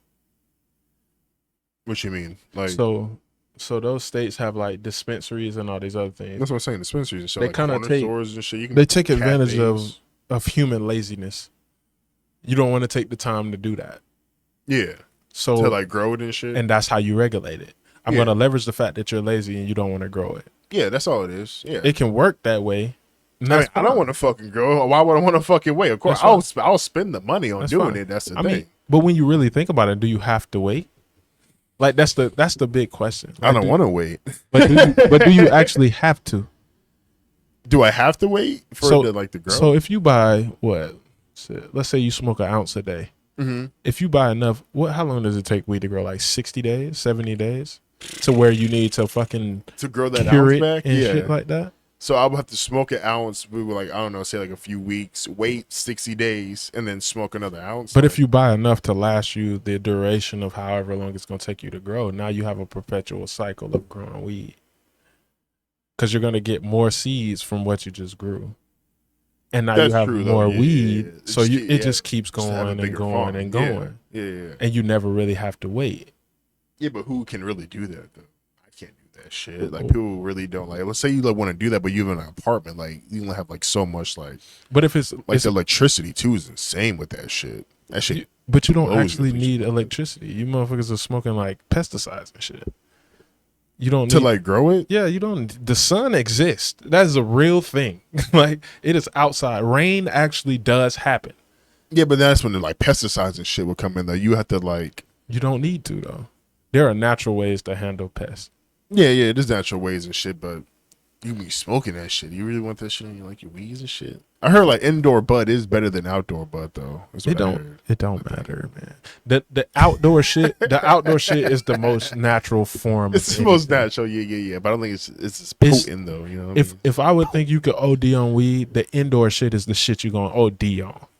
You can OD on weed, but I'm saying if you could though, the indoor shit is the shit that's gonna kill you. The outdoor hybrid. The outdoor shit has the most natural way of doing anything. Yeah. It goes through all the seasons. It deals with the rain and the sun and all this other shit. You got to actually care for it. More so, like indoor weed, you can kind of leave it alone a little bit and let it do what it want to do. Because you control the entire situation. Yeah. But the outdoor shit is more to account for. So when you have to do more work, you kind of you're gonna end up with a better product in my eyes. Better product, yeah. In my eyes. When you're not more art form, I can see what you mean. Yeah. When you're doing weed, when you're smoking weed for the purpose of what weed is supposed to be. Now, if you just smoke weed to get high, go ahead. What you mean? What's the history of weed is rooted in spiritual shit. So if you're just smoking to get high, like you just want to be high and laugh and do all this other shit, of course you're gonna take the strongest shit, and it's able to get stronger inside than outside because I can control the environment inside. Yeah. But when you're doing it for the purpose that the people before you were doing it, you want it to be outside. You want it to be outside.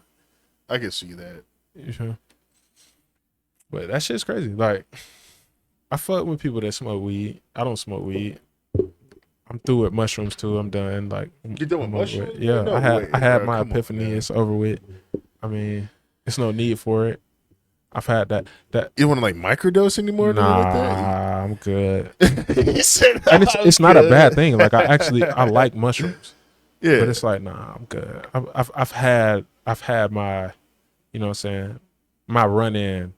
Your vision with that higher fucking consciousness. Yeah, but 8 grams. Like, the most I ever took was I think like 4 or 5, but like 8 though. Yeah, shit. At that point where you get that high, you can't tell where you end and everything else begins. Jesus, what does that even mean? Like you become everything. It's like a perpetual cycle. It's like you die and you just wake back up. You know what I'm saying? Like imagine you were like laying on the bed, like looking at some shit, like looking at the wall, and then you died. But then you woke up and you were still looking at the wall. It's like a perpetual cycle of dying and coming back to life. Oh shit. Yeah. That shit is crazy. Fuck. So I've had that. I've reached that point. I did that. I've had that. I'm good. Like I don't need it anymore. It showed me what it needed to show me. I've used it for what it's supposed to be used for. So, right. You know, and 8 grams is what got you that visual. Yeah. At first, it was just to get high. It was like I like this high because I was doing like a full dose, somewhere between like 2 and 4 grams.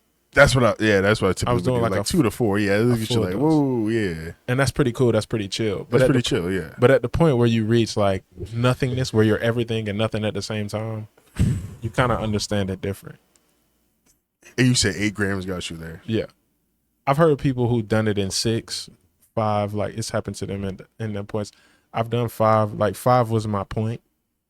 You said it wasn't? 5 was my point. Like, oh, 5 was the point that I would normally do. But 2 to 4 is the chillest of them all. Right. 5 got me to a point where it's like, okay, like I'm right in between being too high and not high enough. Right between too high and not high enough. Yeah. So just like that chill point. Yeah, it was right there. But at 8, it's like, okay. At 8? Yeah, I was like, shit. Yeah, 8? I see what's going on here. That's a whole quarter. That's a whole quarter and a half. See what's going on here. You think you're gonna die? It's like it's a bunch of crazy shit. You think you gotta die? Oh shit! You think you're gonna die? It's a lot of crazy shit, man. But yeah, I'm gonna try that. I'm gonna see what you mean on that visual path though, bro. It might. I wouldn't. If you like smoking weed, I wouldn't do it because you might stop smoking weed. It might change your entire life. It might change it. I heard like people say like some people take mushroom and just kind of don't snap back out of it. You know what I mean? They kind of it might like you get to that point. Like when you're there, when you get that high, it's like, oh shit, am I gonna be stuck like this forever? When I did it, I was like, damn, I feel like I'm gonna be stuck like this forever. No. It's not a bad trip. It's not a bad trip. No, not a bad trip. No. But it's just like, what if I don't never come back from this point? Don't say that. That's crazy. Like, do I just live life as like a vegetable, like some kind of slow guy? Like, you just sitting there stuck? Am I just slow? No, you're not stuck. Like, you're moving around. You're doing all kind of shit. Like, you're doing whatever you want to do. But what if this is my life now? Like, I'm just moving around and doing whatever I want to do all the time forever. And it's not like conscious movements. Like you're moving and doing weird shit. Like like what do you mean conscious? Like your mind is moving? Like so you're just laying in bed, but your mind is your body is moving because you're trying to figure out where you begin and everything else ends. You become acutely aware of your existence. So you're just like walking around or something? You're walking around, you're moving, you sit up, you lay down, you wiggle your shoulders a little bit. You just do whatever you feel like doing in the moment. Yeah. But it's all to figure out if you're separate from, if your reality is separate from everything else, or if it's all just one line. No, the line part, I get that though. 'Cause I do have visuals of like, yo, what if it's just like, your life is just like, it starts at this point and just like you're going and like, you know, when you take mushrooms, or you kind of peek into that line, like, yeah, this is where it's going, and like, you don't really see like that end point or whatever. Like, I kind of got that visual at one point. Or I was like, yo, are we like on like a train? Like, is our life kind of like a train? We're just on it for a ride. Like, we have no control of it. You know what I mean? Like, type shit. Like, that's what we thinking sometimes. Now, think about that in a point where you don't know if your reality is real or if it's just made up. Yeah, that's where you get into like the fucking simulation, boy. Like, I don't really think we live in a simulation, boy. Hopefully we go deep. And when I say that, I don't mean like in a point of like simulation makes sense, but I mean in a point of, do you actually exist? Right. Does anything else exist? No, it's not even you. It's does anything else exist outside of you? It gets to the point where you're listening to music and it's like, I kind of feel like I've made all of this up. Like, these are my raps. This is like a different part of me rapping this shit. So this how it came to me when I did it. I was listening to Smino. You know Smino? No. Okay, Smino's an artist. I was listening to Smino and I was like, well, what if this is just me? Like, this is just a different part of me. If Smino is just a different part of me rapping in an environment that I think I'm in. So all of these artists making music, it's all me. It's all a different part of me in a reality that I think I'm in. So if that was the case, then that means you would be like the main character in this simulation. Then. But you don't know it. So then, and in your mind, I would be fake then. I'll be a different version of you then. Exactly. I'm talking to myself right now. when you that high, it's like that, bro. It's like, okay, I'm that high. Sean is me. Sean is a different part of me. Bro, don't say that. I got to renew this conversation because fuck, I take much to think about that. That's gonna be fucking insane. That's gonna be insane. You look at your mom or somebody like, yeah, that's fucking me that kind of birthed myself type shit into this universe. Like, bro, what the? But then fuck? you get into the fact of you never were born. You just imagine that person. So your mom is you, and you never were actually born. You created your mom. Chill. That shit gets trippy as fuck, bro. It's like the chicken or the egg. What came first? Yeah, then what came first? Exactly. Yeah, like what the fuck, yo. Thinking about that emotion is fucking wild, bro. I can't imagine what the fuck you were thinking through that shit, bro. What the fuck? It's strange. I'll do them one more time, but I only do mushrooms with Sean. For one more time. It's my last time doing mushrooms, I only do it with Sean. All right, I'll make that happen. I got some at the house. What? You got some of that? All right, I'll bring some too, bro. We'll make that happen for sure. I'll only do it with Sean. I'm not doing 8 grams. You said I don't have that vision again. I'm not going that. I don't. That again. That is something you have to reverence. You have to really. You gotta respect that level of consciousness. Yeah, because you're in a different consciousness at that point. You gotta respect that. Because 2 to 4 grams will put you in a lot of different mind states. Like you split apart and you have all these different experiences. Yeah, bro. Like I usually only take 4 grams. I heard 4 was like kind of like a lot, but like 4, I'm like just like I go like a roller coaster there for the emotion. I'm going through like fucking anxiety. At first, I'm like tripping, and I'm just chill, laid back.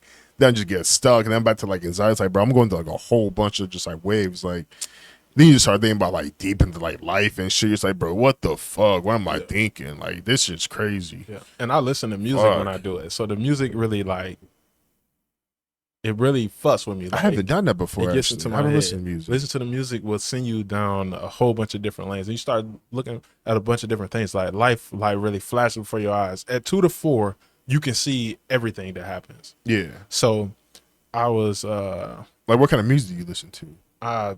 Let's see. I listen to everything that I like music that I like rap. Like any kind of music that you just usually listen to. That I like. Yeah. Like I was listening to Andre 3000's album. He was definitely high on mushrooms when he made that. The new one. The new one. He made a new song? Nah, there's no words on this album at all. It's all just instruments. It's called The New Blue Sun. It's all just instruments. He was definitely that would trip me the fuck out. And if he wasn't high on mushrooms, he lives in that consciousness, and he needs to be protected. At all costs. Are you talking the one to be wearing like the crazy fucking suits and like the little... In this one he has on like some overalls and some Jordan 3s. It has a visual, and it's just him in a blue room with like a flute or something and like a candle and some more shit. And he's just moving around the room like doing random shit.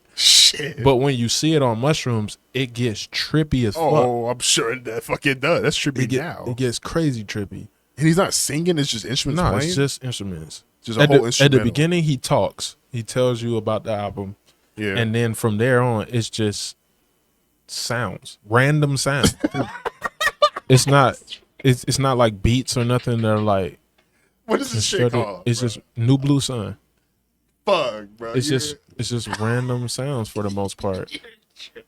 But they all mean something to you when you're high. So from 2 to 4, New Blue Sun, I'll get one emotion, and then I'll listen to another Andre 3000 song from Donda. You heard Miss Donda from Donda about Kanye West's mama dying, and Andre and I think I heard Kanye, they were both talking to her. And then when I did that, when I listened to that, it's like the whole entire song is like I could see my mom dying. So you get to a point of like you're trying to figure out how you feel in that whole situation. Yeah. And you get to come to terms with how you would feel if your mom actually died. You get to see it. Like you can see all of it vividly. Not her dying, but her like in a casket. And it's like, damn. That's trippy. It's like, damn. And you start talking to yourself. It's like, damn. Thank you. Thank you. You know, and it's just like it takes you through that whole type. It takes you through every emotion in between all of that. You're gonna get to see where you and then I'll go back listening to the same song, Donda, I would be like, damn, because there's one version of it on YouTube where it's a picture of him and his mom when he was a kid. So it's like, damn, life is quick as hell. Like, you try to remember how it was being a kid. Right. And then you go back and you be like, damn, all of that shit is gone. Like, it's over with. Yeah, I'd be looking at fucking like just like the Instagram page, like nostalgia, like pictures and shit, and just like look at those pictures. I'm like, bro, like I wasn't really in, like I obviously wasn't in any of those pictures, but it's like when you get like the head of nostalgia, and you're just like, damn, bro, I remember being a kid, just like doing this exact moment, like seeing this, and just like that shit is hard as fuck. Like when you get hit with like a hit, like a real good hit of nostalgia, boy, you like just thinking like, oh my god, I remember this exact day. I was a kid doing this exact thing. Like, bro, that shit's tough as fuck. The part bro, about the shrooms that gets me though is the nostalgia doesn't kick in. You try to remember everything that you don't remember. You see what I'm saying? Yeah. Like the things that you can't remember happening. It's like, fuck. You say you try to remember the things that you can't remember. So the nostalgia are the things that you can remember. What about all the memories that you don't remember happening? That's the stuff that you think about. Well, I do. That's like the when you're stuff on that shrooms? I think about. Yes. Yeah. Like, fuck. Like, okay, what happened to this kid? Like, where is he? And then you start going like the deep memories. Yeah. And then it goes deeper and deeper, and then it's like, well, what if he's still alive? What if he's still alive? Yeah. Like what where's if he at now? this kid is still alive in that timeline in which I passed through already? So he's alive and died in that timeline, and he has to relive that every day. It hasn't actually gone anywhere. Like the fabric of space and time never stopped. So everything that I've ever been through, that version of me is still alive in that time that it happened.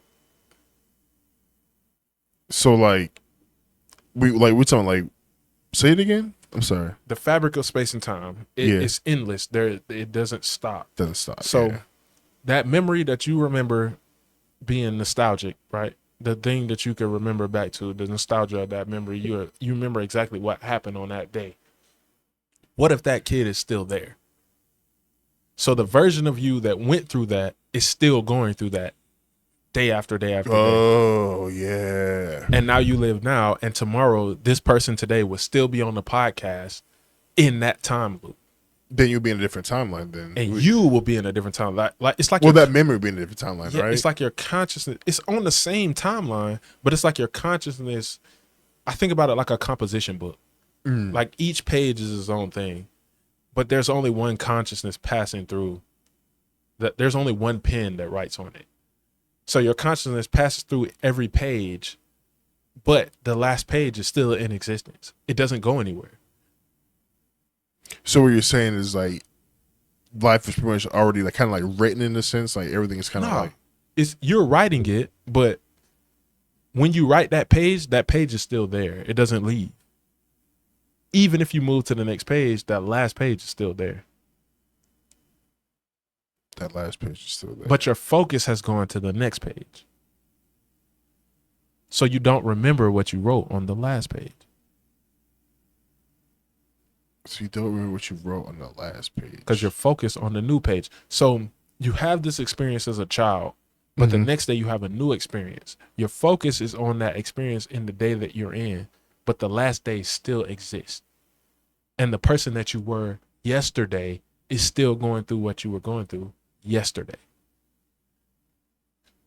It's like the concept of time travel. So if you time travel back to the point in a memory that you, let's just say, your 10th birthday, say. The 10th birthday. Yeah, you remember what happened on your 10th birthday. Exactly. If you travel back in time to your 10th birthday, it's the same exact thing happening on that day.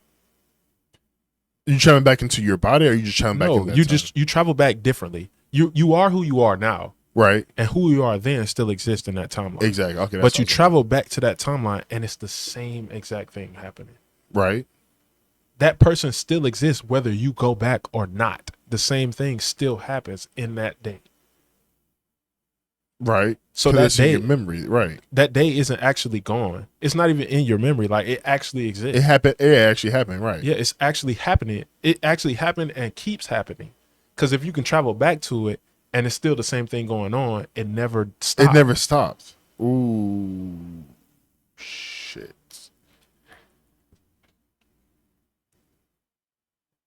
Damn.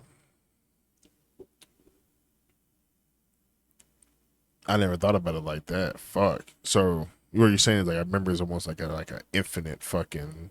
No, Not even our memory, but like just like time travel is almost. Yeah, your memory is like a time machine. Yeah. You get to go back to something that's actually still occurring. If we could time travel, though. You do.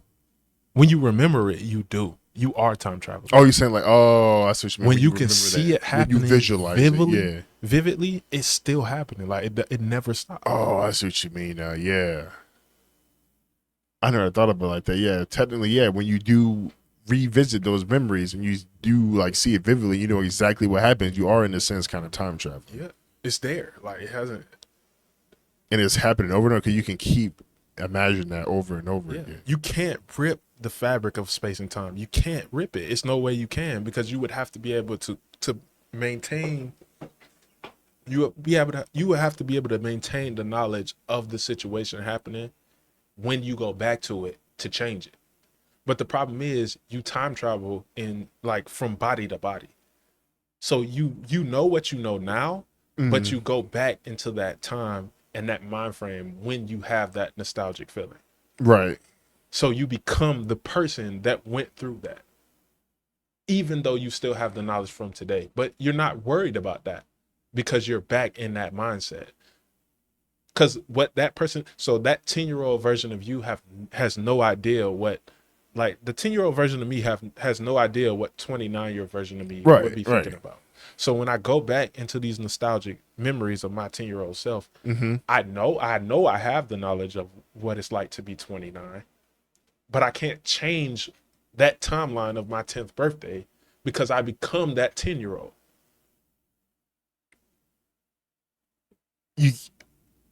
What do you mean like you can't change the knowledge of that 10-year-old because you only memorize that? That's why you can't change. We were talking about time travel. If you can go back and see it in the body you are now, right, you can see that the same thing is still going on, so it never stopped. But when you actually do it through your memory, when you go back, you actually do transfer bodies. You become that 10-year-old again. That's how you remember what it felt like to be there. Right. So you became that 10-year-old again. Even though you have the knowledge of where you are now, where your consciousness is now, you can't change what that 10-year-old has going on because you've become that 10-year-old again. You ever become that, yeah. You have no idea how to express that as a 10-year-old. You have no idea to express it as a 10-year-old. As a 10-year-old, you have no idea how to express how it feels to be 29. Because you don't actually know what it feels like to be 29. So when you go back through nostalgia and remember how it feels to be 10, you can't explain what it feels like to be the age you are now because as a 10-year-old, you've never been there. You've never been there. So that's what that feeling of nostalgia is, what you're saying. That's what I believe. That feeling of being like 10 again is what you're saying is what nostalgia is. What you believe? Nostalgia is actual time travel. That's what I believe. Oh, that's what you believe. Nostalgia is actual time travel, yeah. It's actual time travel. Where you can get into how that felt. And to see how, I see what you mean now, right. Because nostalgia is that feel. Oh, I see what you mean now, yeah. Yeah, because that is kind of like a weird fucking feeling that you get. Yeah, it's strange. Yeah, it's almost eerie a little bit, yeah. It's strange. It's cool though. Like I fuck with it. Like it puts everything in perspective of where your consciousness went through. I think our consciousness is really traveling down the line. I mean, it's cool though, but it's almost it's kind of sad though, isn't it? Like when you look at that shit's kind of like depressing because it's like you almost like, yeah, you like in the sense if you were to say that it is true that you kind of do go back in time, like in the sense you're time travel, like why would it be so sad though if you were back in that time though, or is it just because like you can't like? I think it's sad because we want to stay there. I think that's what it is. I think time travel you can't stay there. You can't just go back in time and stay. We only experience nostalgia, I think, in times that were extremely good or extremely bad. And you don't feel sad about the times that were extremely bad. You only feel sad about the times that were extremely good, and you want to stay there. And since you know you have to come back because your consciousness has moved through this already, you've reached another point, you know you have to come back. You can't stay here. Right. And that's what makes it sad. That's what makes it sad, yeah. Fuck. That shit's deep as fuck. That's what make. Ooh. Damn. Every time I like a nostalgia pit now, I'm just like, damn. Kind of just time travel there back for a second, and that's literally what it is. So you kind of are like, it makes sense. You are kind of time traveling, like in that sense, though. Fuck. Yeah. That shit's deep as fuck. That shit. That's crazy. It's pretty cool though. Like I fuck with it. I like the fact that I get to go back and experience shit that I've already experienced. That your experience, yeah. Because it kind of gives me perspective today. The mushrooms put it in perspective for me because mushrooms allow you to feel, and I feel like a lot of times men don't have time to feel shit. It's so much shit that we have to do that we don't have time to like sit back and actually dwell in how we feel about anything. You feel what I'm saying? Yeah. Like we got to go to work. For my case, I gotta take care of these kids. I gotta do all this. It's so many people that I have to look after that I don't have time to actually understand how I feel about any of it. Right. But in the point where I take a mushroom, or I take 8 grams of mushrooms, or 4 grams, or whatever it is, I allow myself the time to actually dwell in that point. Even though I'm at a lot of different points in the timeline at once, I get to stay there for a second. Right. And truly admire what happened in that point, whether it was good or bad, and come to terms with it. That's true though, yeah. And then when I come out of that high 6 hours later, I come out a different person because I was conscious through the entire thing. It wasn't like I had a nostalgic feeling, snapped into my 10-year-old self, and then had to come back 5 minutes later. I get to stay there for an hour. You know what I'm saying? Or an hour or two. Like I get to stay in this portion of my life for an hour or two. That nostalgia feeling for a portion, yeah. Yeah, I get to experience for way longer than 5 minutes. Yeah, like scrolling my pictures and shit, yeah. And then I come back and I was conscious of it the entire time. It wasn't me snapping into the 10-year-old self. It was me putting myself into this timeline from the position I am now. From the edge I am now, it's like time travel. So before, the nostalgia was you putting yourself into a 10-year-old body. Now, off the mushrooms, for me, I get to time travel as myself to see myself as a 10-year-old. Shit.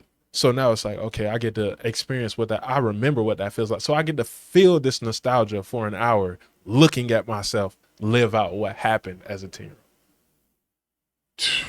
And I'm fully conscious of it all. So when I come back, it's like, okay, since I went as myself now, I'm conscious of everything. So then when I come back, I get to implement that into my life now. Right. And it kind of, it puts a lot of shit in perspective. Like, it does put in perspective, yeah. It puts a lot of shit in perspective. Like, what's actually important. Because like what's important in life. Yeah, because you get to go through all of it. Because you go through the past and the future. So you move all the way through the timeline. So you may not know how people are going to leave you, but they have to leave at some point.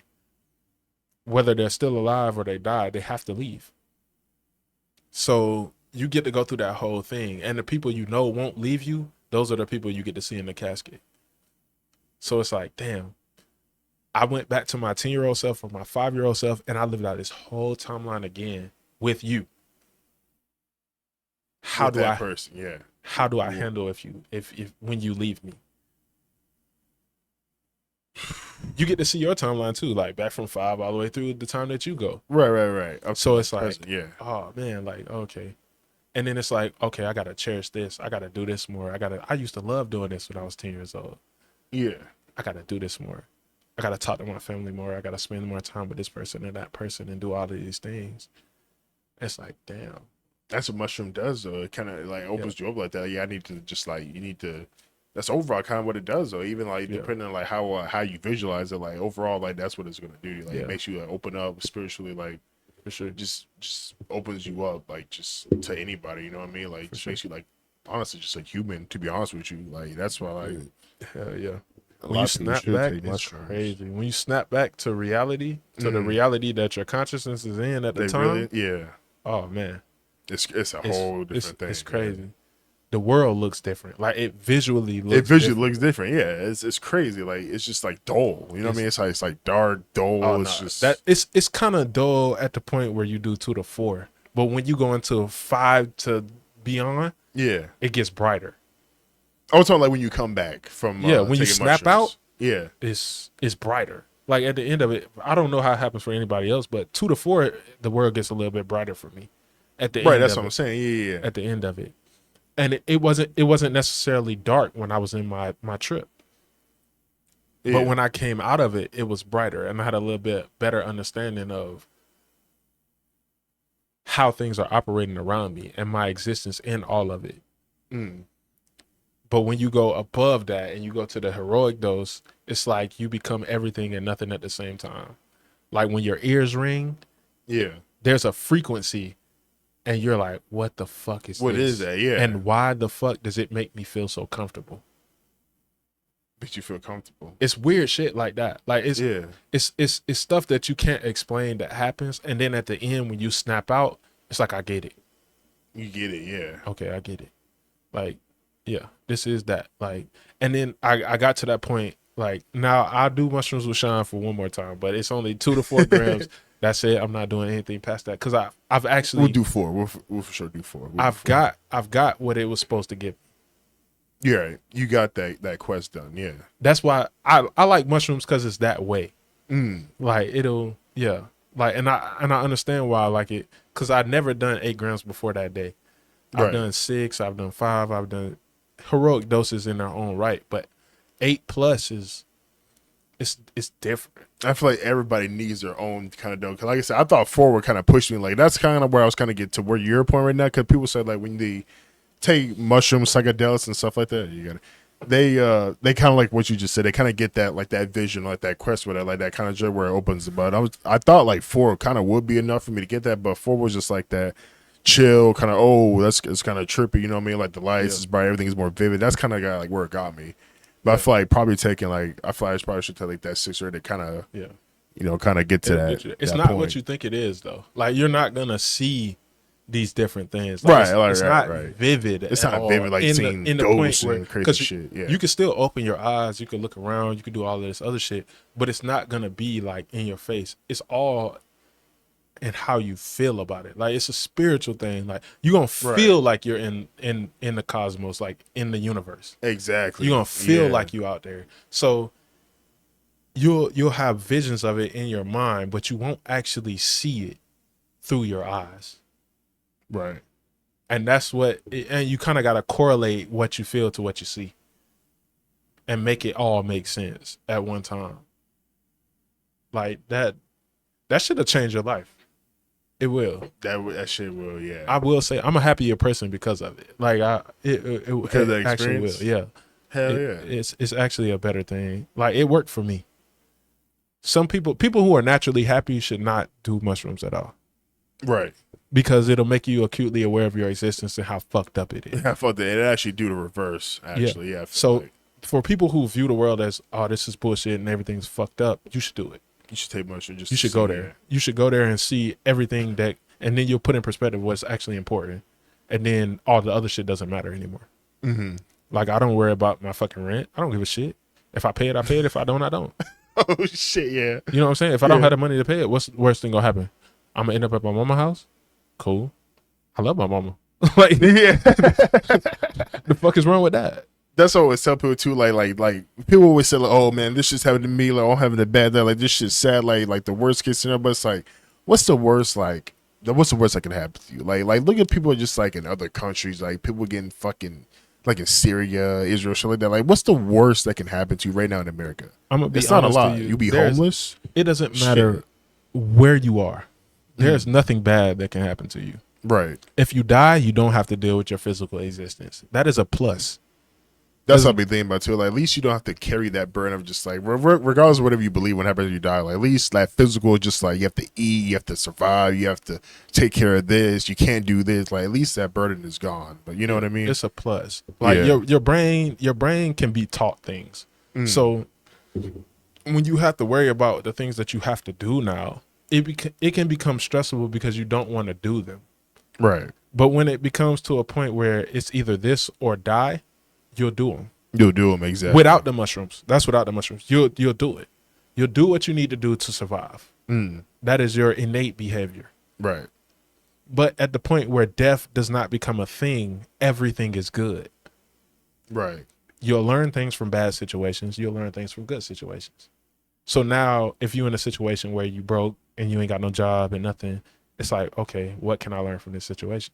Exactly. And it becomes a happy moment because it's like, okay, yeah, I didn't have shit, but now I got shit. And I learned all the shit that I got now from the time where I didn't have shit.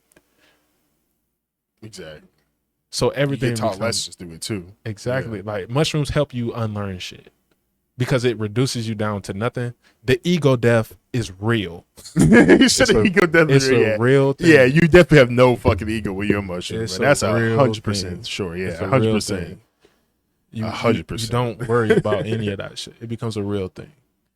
And I fuck with it. Like I fuck with it. I'm not gonna do it no more because I'm not going back to the ego death limits again. No, I understand my that. ego is dead. If you go back to the ego, that's overkill. It's already dead. Like, there's no reason to go back to it. It died. The reverence is memory, and then go on about your business. But but we'll do it. Like, would you want to do them before a pod, or would you just want to do it? I'm not doing it.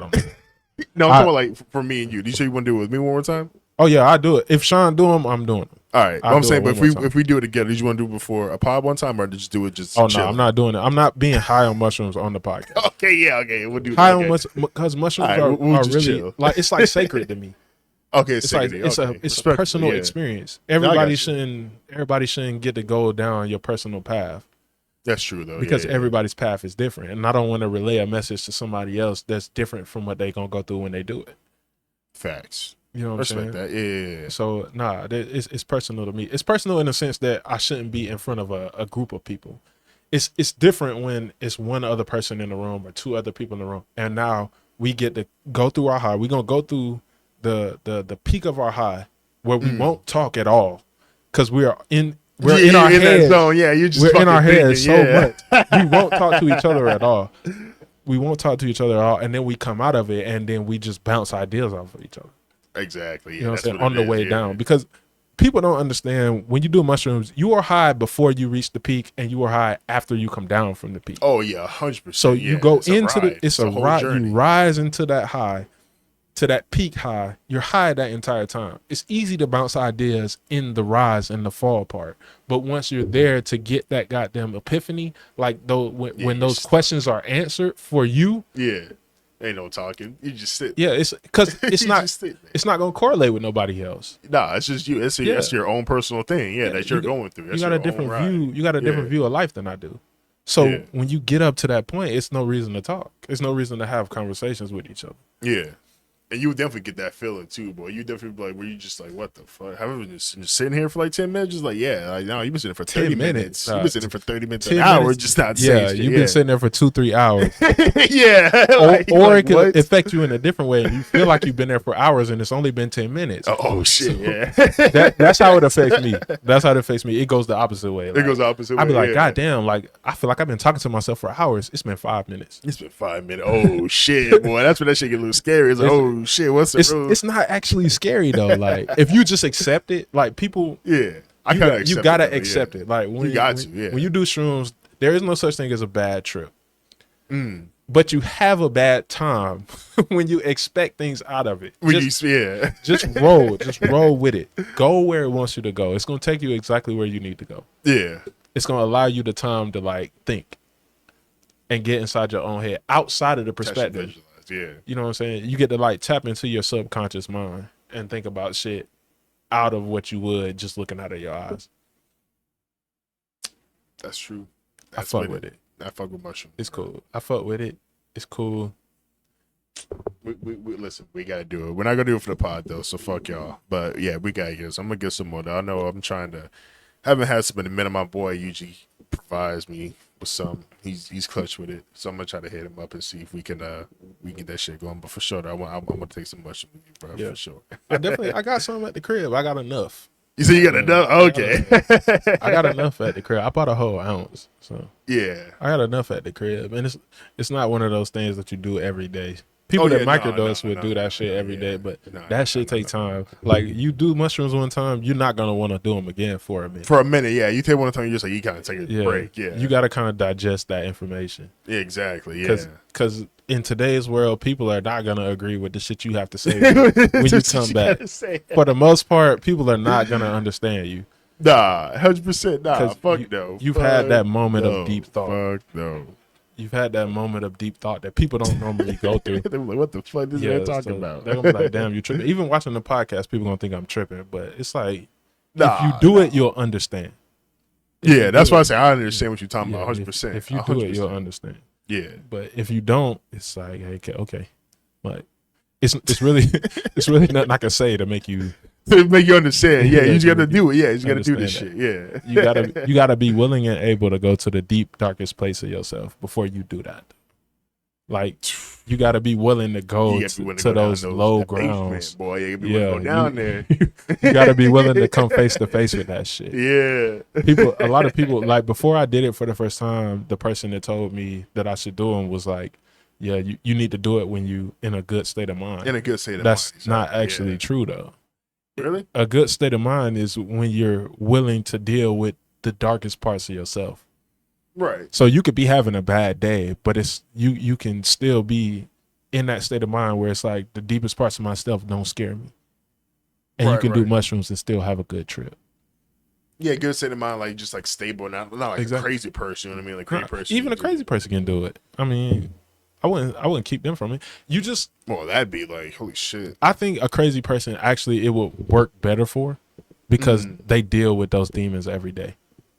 They deal with those demons every day. They're used to seeing them. They're used to seeing them. So when you take the mushrooms, you get a different perspective of those demons. They just probably wouldn't exist. They probably still exist. They probably would exist, but they wouldn't be after them. Wouldn't be after them. Yeah, they're probably just like, yo, man, like, you're tripping, bro. I'm not really there, man. Like, it's not even that. It's like I am here, but I came for this specific reason. Yeah. And you misinterpreted what I was trying to do, and I ran with that. You know what I'm saying? Like, I'm a demon, and I'm only here to have you addicted to hoes. But you saw it as you heard my voice and thought that I wanted you to kill people, and I ran with that. As a demon, that's my point. I ran with that. That's his goal, yeah. I went with that. That's what you put me as. That's what I went with. And I ran with it. But I never ever gave you specific instructions on who to kill and where to kill him and how to do it. Specific instructions. I just said, yeah. When you said what you said in your mind, it was like, oh, I should kill this person. All I said was, yep, you should. Yep. Go ahead. Yeah, exactly. But when you get to step outside of yourself and view those demons from a different perspective, it's like you get to see that, yeah. Because he's still talking to you. Yeah. He don't know that you left that shell. He's still talking to you. So when you say when your shell's like, oh, I should kill people, and you outside of your body, and he's like, yep, you get to see him say, yep. Yeah. And it's like, that's a true crazy person. This right nigga tripping. Like, what is this nigga talking about? Like, why the fuck? First of all, I'm the one that brought this idea to the table. Second of all, he just reinforced it. Yeah. This nigga full of shit. Like, shit. You get to see it from that different perspective. It's like, nah, buddy, you playing around. And then that demon no longer exists. So when you snap back and you hear that shit in your head, it's like, nigga, get the fuck on. Like, you get this shit going on, bro. What the hell? You get that thought. It's like, okay, you do get that thought. Yeah. I'm finna cheat on my girl. And then you hear that. Yep. You hear that? Yep. You should do it. That's what it is. It's like, the demon. It's the demon. Nigga, please, like, go ahead. I seen who you is, nigga. You don't even cheat on your girl. You just telling me to do it. You bitch ass nigga. Like, it's hell like that. That shit is crazy. You just telling me to do it. That shit is crazy. It's like you get to see the demon and then you get to go with the demon to his house. The demon's an instigator. This is what it is. It's like it's like Scary Terry. Scary Terry, you talking about from Rick and Morty? Yeah, it's like Scary Terry. How they go to Scary Terry's house and they get to see all the shit Scary Terry. Terry be going through his wife and shit. He really a sensitive ass nigga. Like, it's like that. It's like you get to go, like, nigga, I seen you go home with your girl, nigga. You stop. I've been to your house, you bitch ass nigga. What is Scary Terry? The Freddy Krueger one, right? Yeah. You get to see all that shit. Like, this nigga actually sensitive. He's actually sensitive, bro. That shit crazy as fuck. Get the fuck on, like, shit. And then you start to realize, like, that's just me. Like, that demon is a part of me. Yeah. Because I have those same emotions. Like sometimes I want to cheat and sometimes I want to be with her. And he was like, "Oh, I created this nigga. Like, I created this nigga, so I get to mold this nigga into whatever I want him to be." Yeah. I just mold this nigga. Damn, bro. I never thought about he like Play-Doh. Like I can make him whatever the fuck I want. Just mold his ass, yeah. Just turn him into whatever the fuck I want to. That shit crazy. That shit's wild. That shit is amazing. I fuck with that. And then when you get to the point where you completely disconnect, you can't. You realize you can't mold or change anything in that state. Oh yeah, no, you can't go back. Nothing, bro. That's it. You can't go back. In that state, you are not coherent enough to mold anything into anything. You have to just be everything at once.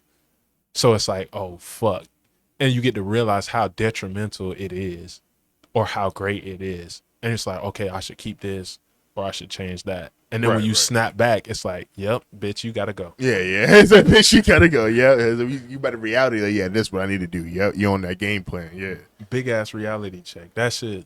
It's a reality check. That's what it is. It's a huge reality check for sure, bro. Check. A self reality check. You gotta take full accountability for who you are. Yeah, that's what people need for sure in this this world overall. Like people need like a real reality check, like what's going on for sure. Like just people, like what people doing, just like all this crazy shit, like just saying, going all this like what their dumbass fucking beliefs are, this whole LGBT abortion, all this crazy shit. It's like, but you just need to take some motion, just like really step back and be like, oh, that shit's not even important. That's what dangerous for those people though, because you become everything at once. Yeah. So you are male and female all at the same time. So it would kind of reinforce that behavior. But I'll just give an example. It just but it would put them in a position where they understand that they can't tell anybody else that they have to believe that. Yeah. Because they'll understand like, okay, my demon is trying to make other people. Oh yeah. Trying to reinforce my belief on other people. People trying to project that shit on other people. And it was like, okay, that shit doesn't actually work. Right. So now I get that I have to be comfortable with myself instead of giving a fuck about what everybody else believes. Exactly. And then it kind of changes that narrative in that way. Like, I'm going to stand up for myself, but fuck standing up to try to make somebody else to believe what I believe. Exactly, yeah. That's how it should fucking be, low key, yeah. That shit folds onto itself. Like, that shit is crazy. And it does actually happen like that. You do become everything at once, both male and female. It doesn't matter. You think about all of that shit simultaneously. You think all of that shit at the same time, yo. It's like, how do I even know I'm a guy? Like, it's like, it gets there. And then you get the feeling of, okay, I might be a girl. And then it's like, well, how do I even know I'm a girl? And then it's just like, and then it becomes nothing. It's like, I'm neither one of those words. Yeah, it's just words. Yeah, it's like, you're just a thing. You're just a human. Exactly. You're just an organism. I'm nothing. I'm neither one of these things. I'm nothing and everything at the same time. Shit. Shit. It's cool up there though. I won't lie. It's cool. It's freaky when you first do it, but shit. After going there, like I've only done it one time. It's insane up there. The 8 gram one, yeah. Yeah, it's insane up there. You feel like you're gonna die. You feel like your stomach hurt, and your stomach hurt when you do shrooms all the time. Yeah, but I tell people all the time. When you take shrooms, you just get nauseous, bro. Yeah, you get nauseous. You never throw up, but you get nauseous. You feel like you're gonna throw up, but you never do. My boy did throw up when he first took it. Yeah, I know. Tripping. He's tripping. He's weak. He's weak. For me, like I always get nauseous, my stomach hurts, but I never actually throw up. Nah, I'm playing, bro. You're not weak. You had your own thing. That's your thing. It was a bad trip. That's reality. It was a bad trip. That's reality. I still feel like you're a part of me. So a part of me did throw up. Part of me did throw up. It's like a hive mind mentality. That's what you get to. But I do feel like we do kind of have that though. Yeah, like that hive mind. We do kind of see everything kind of together. Mentality. Yeah. And it's like, damn, like, okay. Because people just saying the same thing that I'm saying in a different way. In a different way, exactly, yeah. And that's just a different part of me relaying the message from the way that it sees the world. Just a different version of you saying it. Exactly. Portraying it. That's all it is. Because that version of me is short, but this version of me is tall. So everything to that version looks high, and everything to my version looks low. Yeah. Yes, that's the way to look at it. Yeah, shit. But it's all just me. It's just perspective. Yeah, it's just a perspective. Fuck, bro. Shit. Shit get deep off the shrooms. Shit, I might go home and do 2 grams now. He said I was I going to do done, that shit. but I might go do 2 grams tonight. I say, damn, bro, we had 3 hours, bro. That's insane, bro. Shit, we just went off right here. Conversation shit. It was deep shit. Just talking, man. We can cut out all the shit we don't want. Nah, this is staying out there, bro, for sure. I just had. Damn, bro, shit. Oh, damn. It's a lot of perspectives. Mushrooms are, yeah. I encourage people that if you just having a bad day, just take some mushrooms, bro. Nothing wrong with that. Nothing wrong with that at all. I wouldn't encourage that. You said I wouldn't encourage that. What you mean? Just take some. No, you got to be at peace with the world. The world as how you see it. You can't be, you know what I'm saying, fighting against yourself. If you're fighting against yourself and you take mushrooms, it's going to be terrible. It's going to be anxious. It's going to feel like a war the entire time. One half of you is fighting against the other half of you. And both of y'all are outside of y'all body. So you can't even predict who's going to win and lose. You can't get to choose who does what. You don't get to manipulate the situation in any way. You just watch it happen. That's fucked. Because what if the good side of you don't win? Then when you snap back into reality, you got a fucked up perspective of life because the good side of you just died. And you saw it happen. It's fucked. So don't do it if you're having a bad day. Don't do it if you're having. Yeah, I heard it from him. It doesn't matter if you're having a good day or a bad day. I will say that.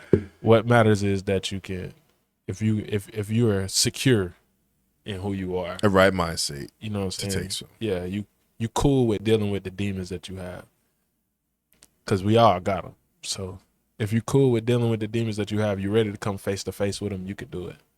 Yeah, and you'll come out on top regardless. It'll be okay, because when you step outside of your body and they go to war, when you snap back into that person, now you start this battle all over again. It's a perpetual cycle of fighting, because you're willing to fight the demon. So when you snap back into that version of you that is the demon, now it's like, man, nah, fuck this. Like, we run that back. You said run that back. You just keep fighting. It's like a perpetual cycle of fighting until you win. But you come out on top because now you respect yourself and the demon. Like, you respect both sides of it. Yeah. Because, like, we both put in all this work. Because nobody actually wins if you go to war perpetually. Yeah, nobody actually wins. So you snap out of it and you respect it all. So you still have these fucked up views and you still have these good views, but you respect both sides of them because you know they're both you. Right. And then when you go back in, you get to better understand both of them from the eyes of the reality that you live in every day. And you going with new ammunition on both sides. And the whole goal is to stock up the good part of you with more ammunition than the negative side of you. So you start to do more positive things and look in a positive light and do more things positively. So when you go back into that fight, you know who's going to win. You know who's going to win, yeah. Exactly. And then it happens. Since you know who's going to win, you come in, you win off the rip, and now you don't have to keep fighting. Yep. Because you don't never get to snap back into the demon and have to fight again because you want to be a good person. You just snap into the good person and you just live life as a good person. And that's the message there, people. Live life as a good person, bro. Yeah. It's the double standard. It's a double standard. Goddamn. Jon, bro, I appreciate you coming on, man. Damn, bro, this been a blast right here, bro. Shit. It's been a minute since I did the pod, bro. I appreciate you coming through. Shit. It's a lot of fun, man. On accident, on purpose. On accident, on purpose, yeah. Next guest coming up next week. We'll let y'all know, but damn, bro. Appreciate you, bro. Yes, sir. Yes, sir. All right, y'all. Love y'all.